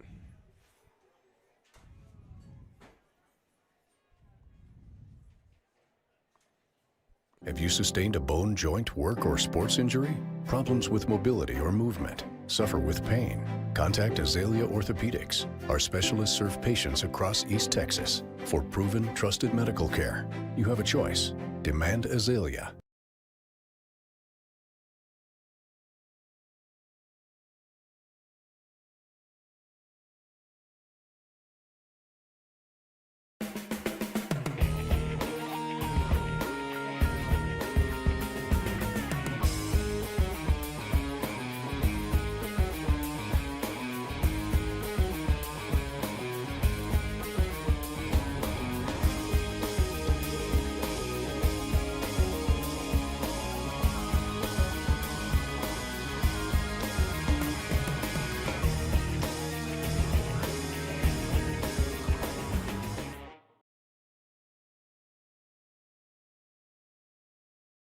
Everybody, welcome back. It's the Aurora Concepts postgame show beginning now.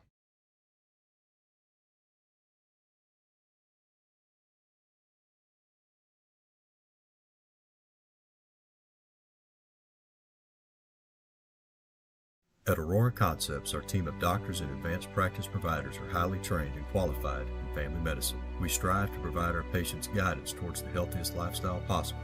We offer a full spectrum of family medicine, including scheduled appointment, mobile vaccine units, sports physicals, and walk-in visits with no appointment. We accept all major insurances, including Medicaid and Medicare, and we also have the most competitive self-pay rates in the area. For highly trained expert care in East Texas, choose Aurora Concepts. Let us take care of you.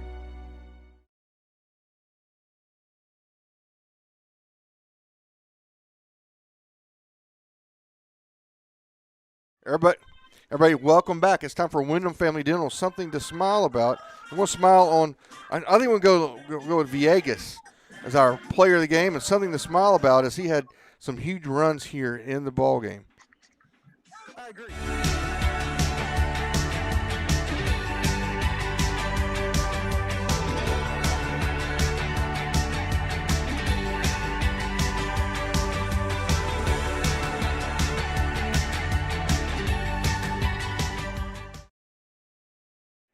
Everybody, welcome back. Again, it's the Aurora Concepts post-game show. Our Center Motor Company player of the game tonight is going to be number 22, Jesus Villegas. He had some good runs in the first half, and then he had the big run here in the second half to score. But it was really he tended to be much more effective this evening than Bluford. I think the defense was really keying on Bluford. So we're going to go with Villegas as our player of the game. When I talked to Ballinger, we're going to be looking at number 69, Adrian Acuna, as potentially our pancake breakfast lineman, our lineman of the game. We'll see what Coach Ballinger, who's down there, has more of an eye of everything that was going on. So the final score here, 49-20, Rough Riders, their first loss of the season against a team that's always very good, the North DeSoto Griffins. When we come back, hopefully have Chris Wallington with the coach and with our player of the game. Again, this is the Aurora Concepts postgame show live here on NETSN. At Aurora Concepts, we offer full-service primary care. And we provide physicals for student athletes for every sport. Aurora Concepts. Let us take care of you.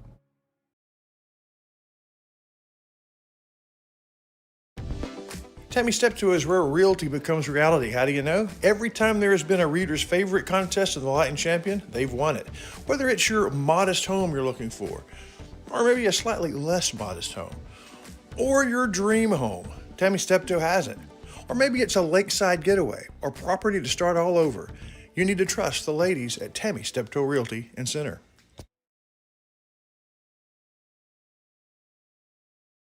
All right, everybody, welcome back. It's my favorite sponsor of all time, Tammy Steptoe, because when Chris Wallington would say Tammy Steptoe, step to the sideline, that meant I get to talk back in the radio days. So, Chris, we'll turn it over to you for our JBA Financial Coach Talk. Thank you. Well, Coach, thank you, Justin, for being down here on the spot. You've lost the game now, so now that pressure's on. Yeah, that pressure's off. And I'll be honest, that's a great football team. Coach Dunn does an incredible job. They're going to do great things over here. But also, I think we had over 200 yards in penalties. So we ought to get a little bit of credit for that win because we also shot ourselves in the foot several times. Drop passes, running the wrong route, missed tackles, running the wrong assignments. So I told our kids after the game, I said, look, you lose or you learn. Okay, we learned a whole lot about ourselves. We learned not to ever underestimate an opponent. We learned that we got to have better practices, and we learned that we cannot afford to have stupid mistakes during a game because a good team's going to take advantage of it. So pretty much summarized the whole thing right there. The penalties that seemed to happen the most were procedure penalties before the snap. Was there something different tonight? So obviously, and I'm not making excuses. Please understand me. We did that to ourselves. We went over all week the rules differences and how things work. And a lot of it was, the freshmen starting on the offensive line. I think he had 3 false starts because every time they shift, he kind of freak out. And that stuff happens. And again, that's stuff that we learned. And now when he sees that again down the road, we're good to go. Was there shifting going on that you don't see in Texas, or was that just something new to him? We just haven't seen it yet. Okay, we work it in practice, but I mean that's the thing with tempo. They were 10 times faster than we could ever simulate in practice. We had 3 huddles going at once at our defense trying to simulate that tempo. And we just couldn't do it. But no, that stuff we see, they shift. Now in Texas, you can't yell go. And in here, you can yell a verb to get the line to move. And so that was, they weren't yelling go, they were yelling move. So it's not even our cadence. So there's no excuse for it. It's just a 15-year-old kid that's starting on the varsity making a 15-year-old kid mistake. Yeah, and I don't know that I'd be able to keep from moving if I heard that. That's difficult. Well, Coach, thank you for the time. We'll talk to you Tuesday. Yes, sir. We'll see you. All right, there you go. That's the coach, and congratulations to Jonathan. To Villegas, number 22. Jesus. Who had a really good game. Villegas. We won't talk to him, but he's our Center Motor Company player of the game. So I'm going to send that back up to you. The cheerleaders are gone. We just didn't get to talk to the folks that we normally get to talk to, but that's often the way it is in a loss. I'll send it back to you, Shires. All right. Thank you, Chris Wallington's down on the sideline. We will hear from our sponsors. We will wrap up this show. Here again, this is the Aurora Concepts postgame show live here on NETSN. Nobody wants to be sick, but at least at Aurora Concepts, being sick is easy. From their spacious waiting room to their experienced and friendly staff, they care about you. They listen to you. They're here for you. From start to finish, that's the experience at Aurora. JBA Financial Services brings you Coach Talk, and there's a reason for that. John Black knows that when you're preparing for an important game, you need a plan, and they'd like to be a part of the details, the X's and O's of that plan. He's put together a good team, a coaching staff that would help you and your family get where they want to go. At JBA Financial Services, they're working to secure your family's future. When you think Center Motor Company, Billy Don, what do you think? Trucks, and more trucks. They have pre-owned vehicles. Yep, and a lot of them's are trucks from all brands, makes, and models. But the Ford trucks, man, they got a fleet of them. Yes, they do.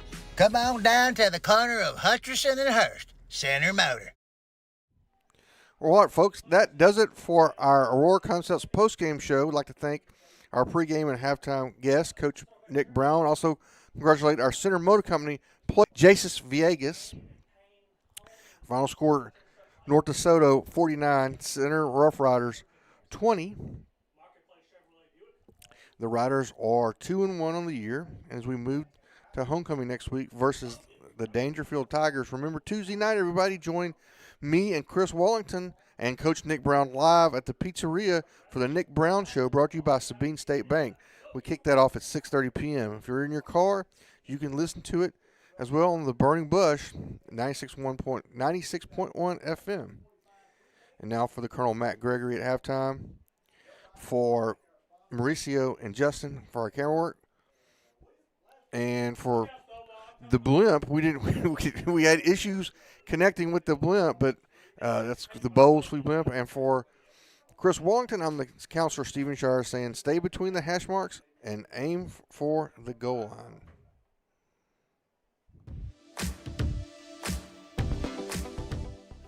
We thank you for watching the Aurora Concepts postgame show. We have a big thanks to our postgame sponsors, Dairy Queen, Wyndham Family Dental, Wiggins Family Farms, Center Motor Company, JBA Financial, and Tammy Steptoe Realty.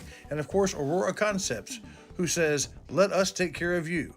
Stay tuned for the Batters Law Firm final scoreboard live from the Bowles Feed Blimp. We'll see you next week. Until then, it's first down and 7 days to go.